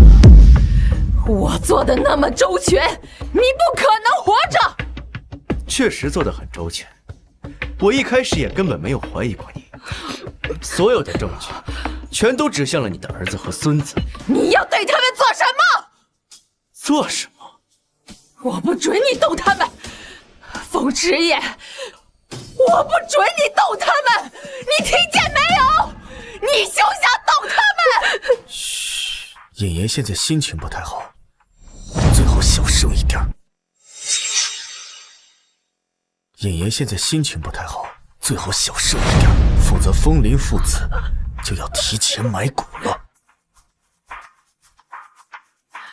事已至此，我也无话可说，一切都是因为我为我的儿子、我的孙子谋划。车祸是我制造的，我随便你处置，请你放了风铃。风铃已经在警察局，证据确凿，后果自己承担。而这些证据，正是老太太你亲手做的。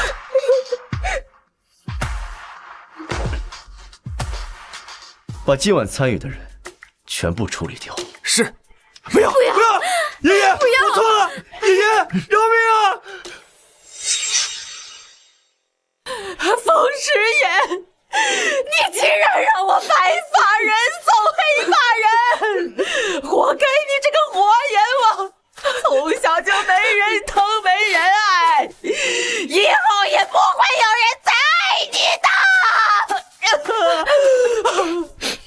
妍妍，他说的不对，你真正的亲人一定也很爱你，只是他们不在了。你说过的，还记得吗？记得。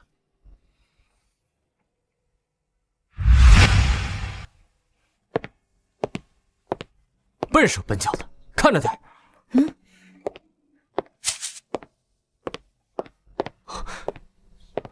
爷爷没有死。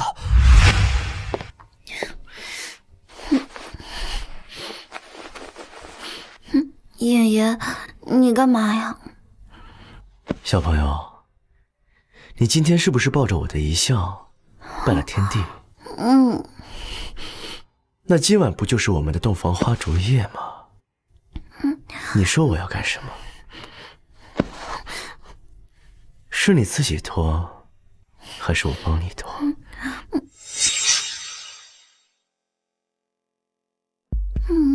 那个，我觉得脱衣服很冷。冷啊！我知道，你喜欢穿着衣服。我还是个小朋友呢。怎么？小就可以不洗澡了？洗，我洗的。今天先不用同房，先洗澡。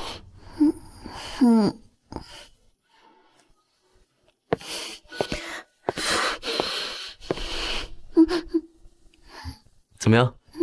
应该够你当小裙子穿。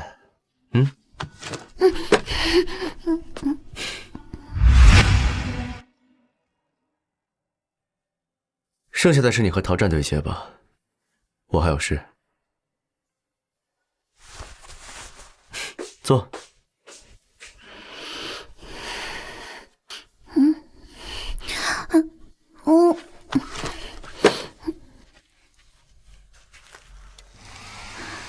这辈子都没享受过这种待遇。要是演爷是我爸就好了，这样等他老了，我一定不把他养气鬼。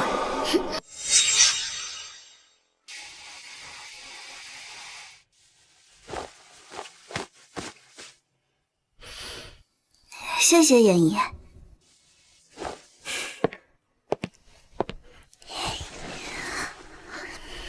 怎么，就打算这么谢我？那这样谢吧。怎么感觉还是我亏了呢？可是我又没有钱。那你请回来好了。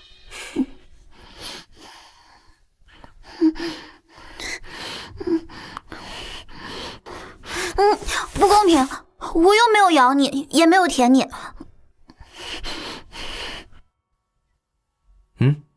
那你咬回来啊。算了，我这个人很大方的。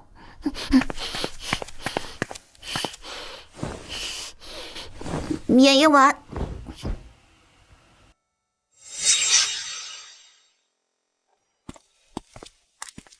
少夫人好。挑一个，往后专门为你做好吃的。演爷，我擅长做粤菜。演爷，我擅长做湘菜。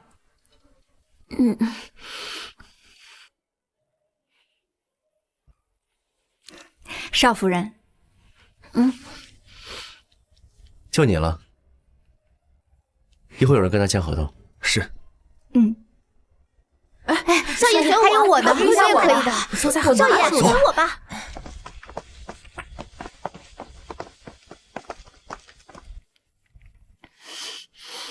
来。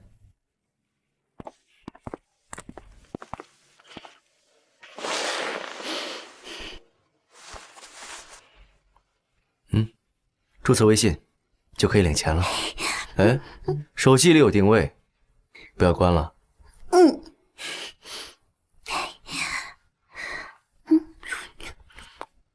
我还有些烂摊子要处理，你自己在家玩手机。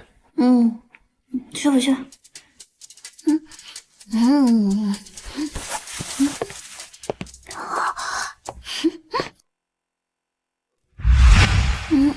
请问可以叫你什么呀？你好，少夫人，叫我唐姨就好了。不用这么叫我，你叫我软牙就行。那可不行，您是雇主，我怎么能直呼其名呢？那你就叫我小牙吧，显得比较亲切。我不是你的雇主，你的工资我付不起的。那我叫你小牙。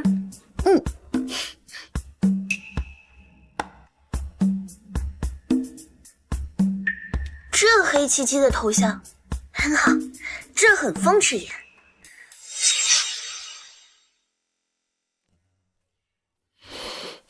都1个小时过去了，妍妍怎么还没有通过我的好友？妍妍可能太忙了，没看见。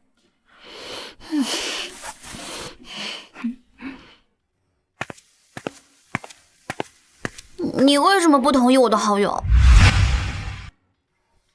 你为什么不同意我的好友申请？对不起，我不小心点了来电接听。完蛋了，完蛋了，接到打给妍妍的骚扰电话了。会议继续。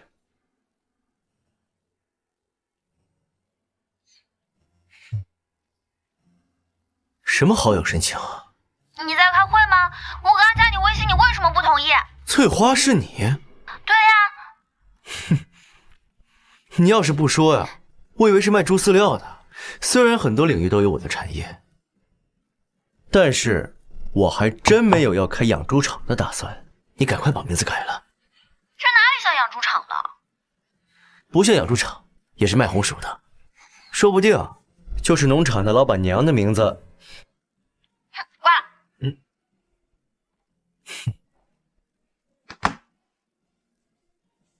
妍妍，要不要我调查下养猪的价格，规划开新业务？不用了，我已经找到负责人了。什么时候软牙不乖了，就送他去开养猪场，再卖红薯。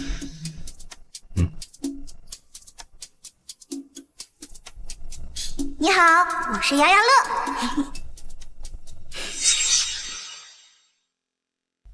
怎么回事？啥情况？看在你这么乖的份上，给你一个奖励，想要什么？感谢有你，我想上学，可以吗？可以，捐2栋楼的事。来。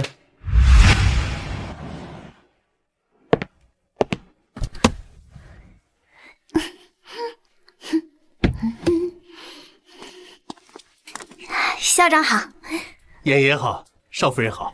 书包里面装了小零食和点心，饿了就吃，不够让校长给你买。知道了，知道了。有事给我发微信，书读得下去就读，读不下去就多吃点饭。放学等我来接你。我知道了，我走啦，再见。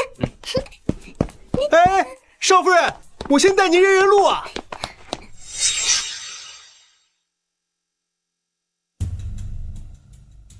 妍妍真的没死，和传闻中的活阎王一点都不一样，还对老婆这么好，当他的夫人好幸福啊！好羡慕妍妍夫人。不过妍妍夫人好美好萌啊，两人好般配，我都有点磕他们俩了。对呀对呀，好甜蜜，好幸福啊！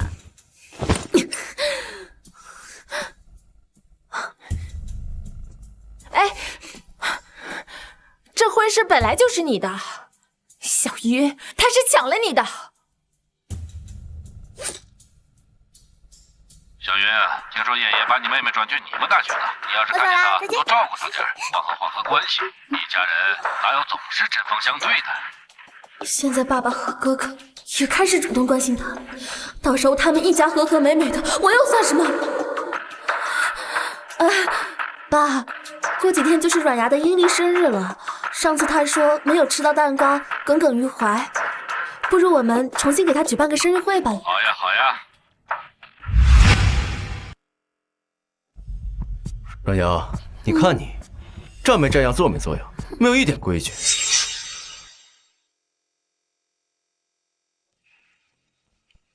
软牙，你看看你，没有一点规矩，站没站样，坐没坐样，写作业就应该去书房写。小时候不管我，现在管我干什么？今天是你的阴历生日，跟我回家吧。上次没让你吃到蛋糕，这次我和爸爸专门给你补办了生日宴。如果你们真心悔改，那我还是可以去的。唉，算你懂事，走吧。我现在有车坐，不用坐你家车，也可以去很多地方。什么你家我家？软牙，我们本来就是一家人啊。可你们之前也没拿我当一家人啊。我只是暂时不记你的仇，不代表完全原谅你啊。行，随便你吧。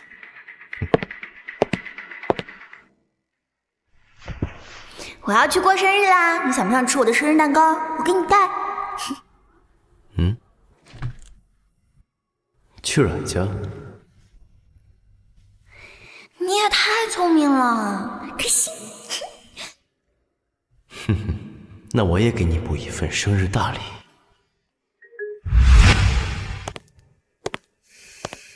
好久不见啊！是啊，好久不见，裙子真好看。小牙，你站在门口干什么？来，进来，把这当自己家就行了。好久不见，干杯！干杯！干杯！谢谢，干杯！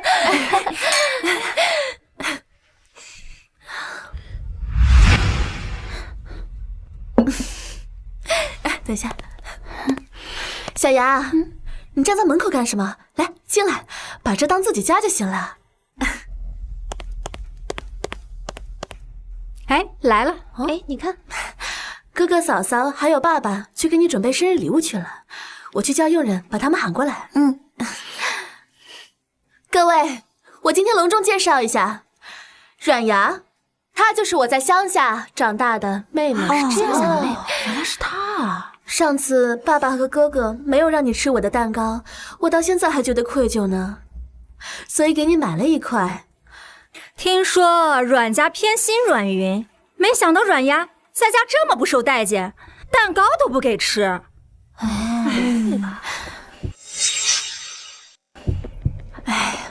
阮牙，你别难过，我们买了一块跟上次一样的，来，你先吃，然后等爸爸他们过来。少夫人，你今天看起来真好看。我是王家千金，第一次见面，希望以后……少夫人，我爸爸呀是陶特助的下属，以后还希望少夫人您多多提携提携我们。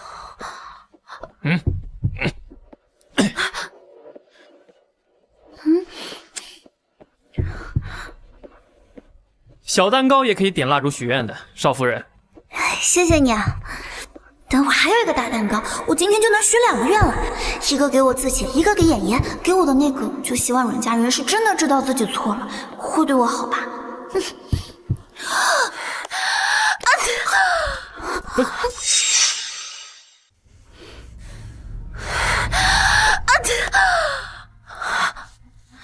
你是故意的！哎呀，你生日愿望了？不会不灵了吧？哎呀，实在不好意思呀，我刚才还不小心打了喷嚏，不是故意的。不好意思，但我是故意的。什么？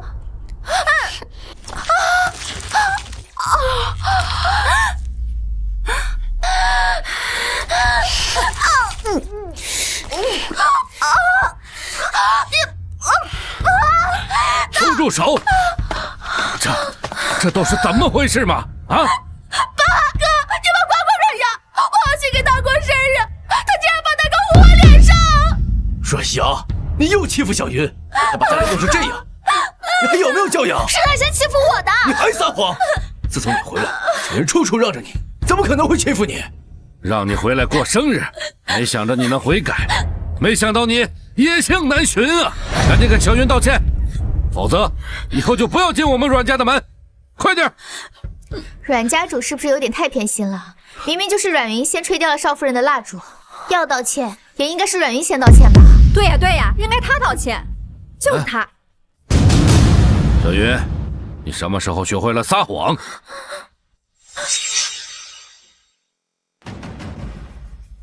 小云，你什么时候学会了撒谎？你们刚才让我道歉，现在怎么不让阮云道歉？小云，我不是故意的，那刚才只是个意外。但是阮牙把蛋糕扣到我脸上是故意的。爸爸哥哥，你们要是不能原谅我，那我还不如现在就收拾东西回到乡下，省得碍妹妹的眼。小云，我和爸爸没有别的意思。呀，是啊，今天都是小云的错啊！但是你朝他扔蛋糕也不对。你们根本就不是诚心邀请我过生日，不跟你们玩了。小牙，他们男人不懂，嫂子明白你的委屈，我替他们给你道个歉。今天是你生日，至少拆了礼物再走吧。今天大家都散了吧，小牙也累了，生日宴就不继续了。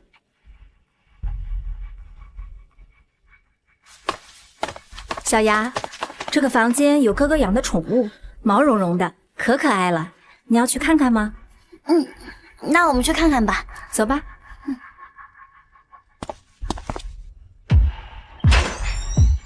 宠物就在里面。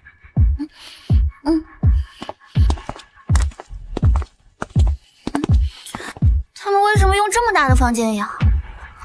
你进去看看不就知道了。拿，在那儿。来，这样，你去看看，我帮你把手机拿着。哎呀，妹妹，我突然肚子有点不舒服，我去趟卫生间，你先看着。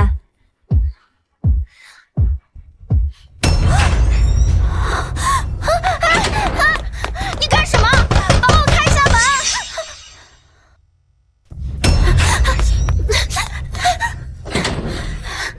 你干什么？快把门打开！救救我！救命啊！有没有人？救命啊！事情办好了，你为什么非要逼我？谁让你在外面偷情被我发现，只能听我的。这疯狗这么暴躁，他已经咬了10多个人才被控制起来。你现在让我骗他进去，必死无疑。你已经得到阮家人的宠爱了，为什么非要害死他？阮牙，别怪我，我本来没打算对你这么狠的，但是爸爸和哥哥已经开始对你心软，怀疑我。要是我真的不被阮家信任，以后就什么都没了，你必须死。我要为他开瓶香槟。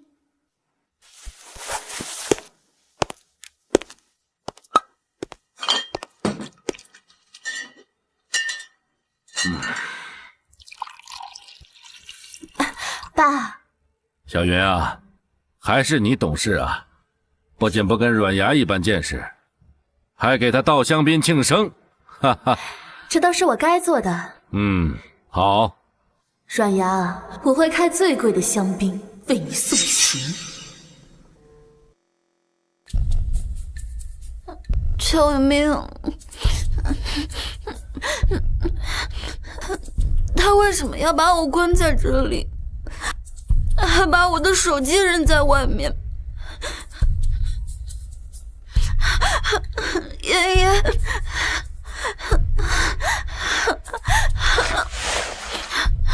爷爷，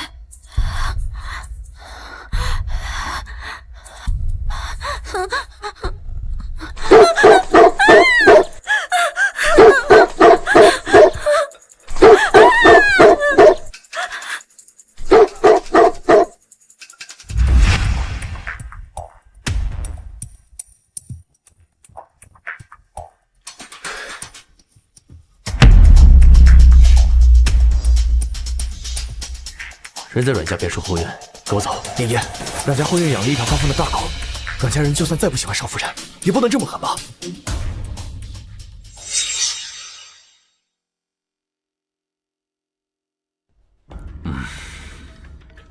这都几点了？阮家人呢？这怎么还不来吃晚饭？我下午带他去逛花园了，我去个卫生间他就不见了。阮牙一向脾气古怪，他可能一生气就回去了吧。下次再见到他，我要先跟他道个歉，免得让他再跟爸爸哥哥置气。小云啊，委屈你了啊！不像阮牙那丫头没有规矩。已经关了几个小时了，阮牙现在多半已经血肉模糊了。哎，爷爷，阮牙他人呢？阮牙没在呀，他下午就走了。对呀。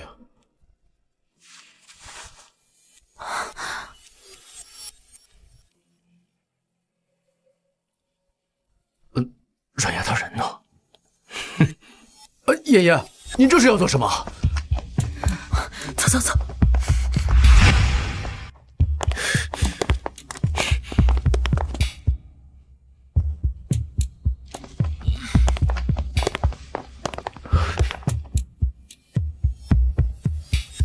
爷爷，没错。爷爷，这里面关着一条大疯狗，很危险，你不能进去。是啊，爷爷，阮牙不可能在这里头。开门！阮牙根本开门！是。可惜你来晚了，阮牙现在估计连个骨头渣子都没了。触电。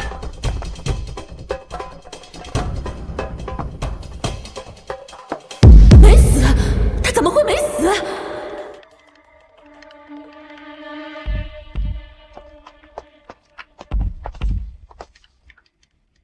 阮牙竟然真的在这儿，这是怎么回事啊？你没事吧？你知道我被欺负了，来接我回家啊？睡得好吗？挺好呀。他可乖了。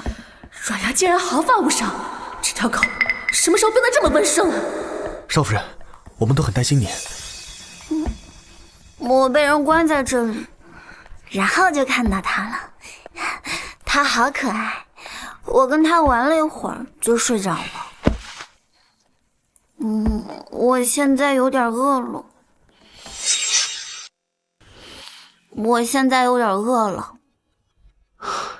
那我们走，带你去吃好吃的。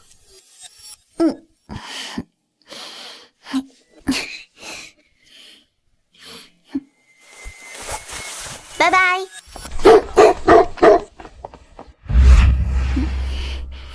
谁来讲讲，到底怎么回事？阮阳，是不是你又贪玩胡闹乱跑？是他把我关起来的。啊！明明是阮牙自己非要看狗，所以才不小心被关起来的。是你把我带过去的，我一进房间你就把门锁了，我怎么叫你都不回头。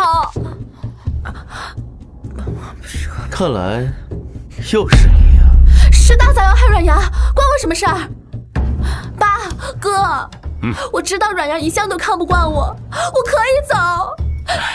爷爷，这里面是不是有什么误会？小云不会干这种事的。阮牙的手机里被我装了定位和监听，你如果不说实话，后果可就只有你一个人承担了。这一切都是阮云逼我干的，这一切都是阮云逼我干的。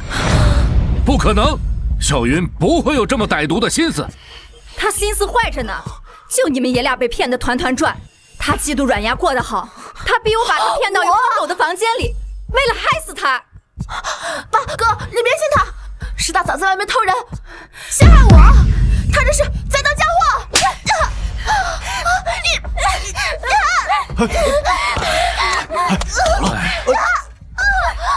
小战，好了。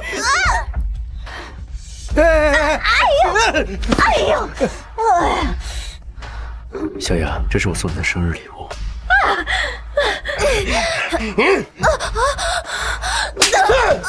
好你个小没良心的！我们不就借点钱用用吗？你找人为难我们！呸！你个小贱人啊！之前是你让我们虐待的乡下小芽，不让他进城，不让他上学啊！你让我们做的事儿，我们都做了，你竟然雇人打我们！你个没良心的！你个没良心的！就是你让着我！你个没良心的！你个没良心的！这满嘴好话！我们阮家没有亏待你，你还是个人吗？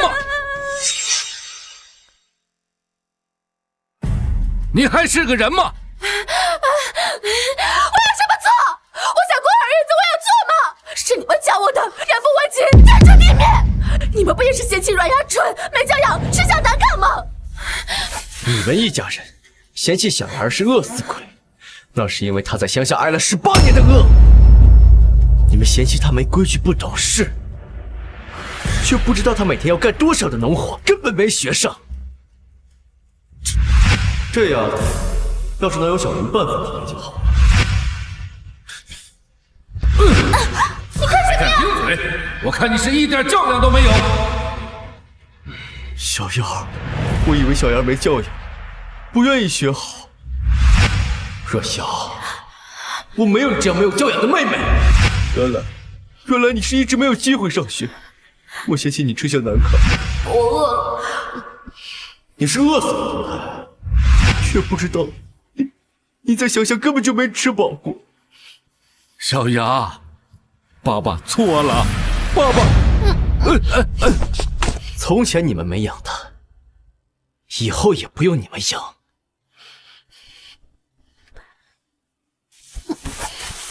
少雅，爸爸知道错了。少雅，爸爸错了，哥哥错了。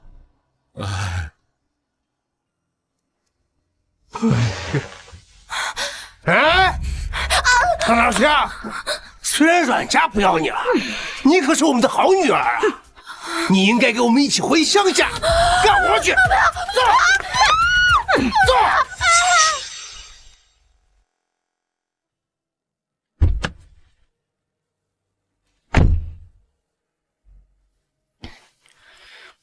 我们现在回去了吗？想回去吗？不想。那我们去看星星。我觉得我离月亮更近了一点。其实，在乡下能看见更多的星星。想家了？我没有家，不过要说想乡下，还是有点想。乡下的红薯很好吃，那个是北极星，我只认识它，因为它很亮。那里是人马座，这边是天琴座。这颗星是木夫座的大角。这个世界上怎么会有你这样的小东西？菟丝子起码知道攀附着大树努力向上生长，你却只会蹲在原地，眼巴巴看着别人，等待一个好心人将你带回家。可能我就是那个好心人吧，小雅，我带你回家了。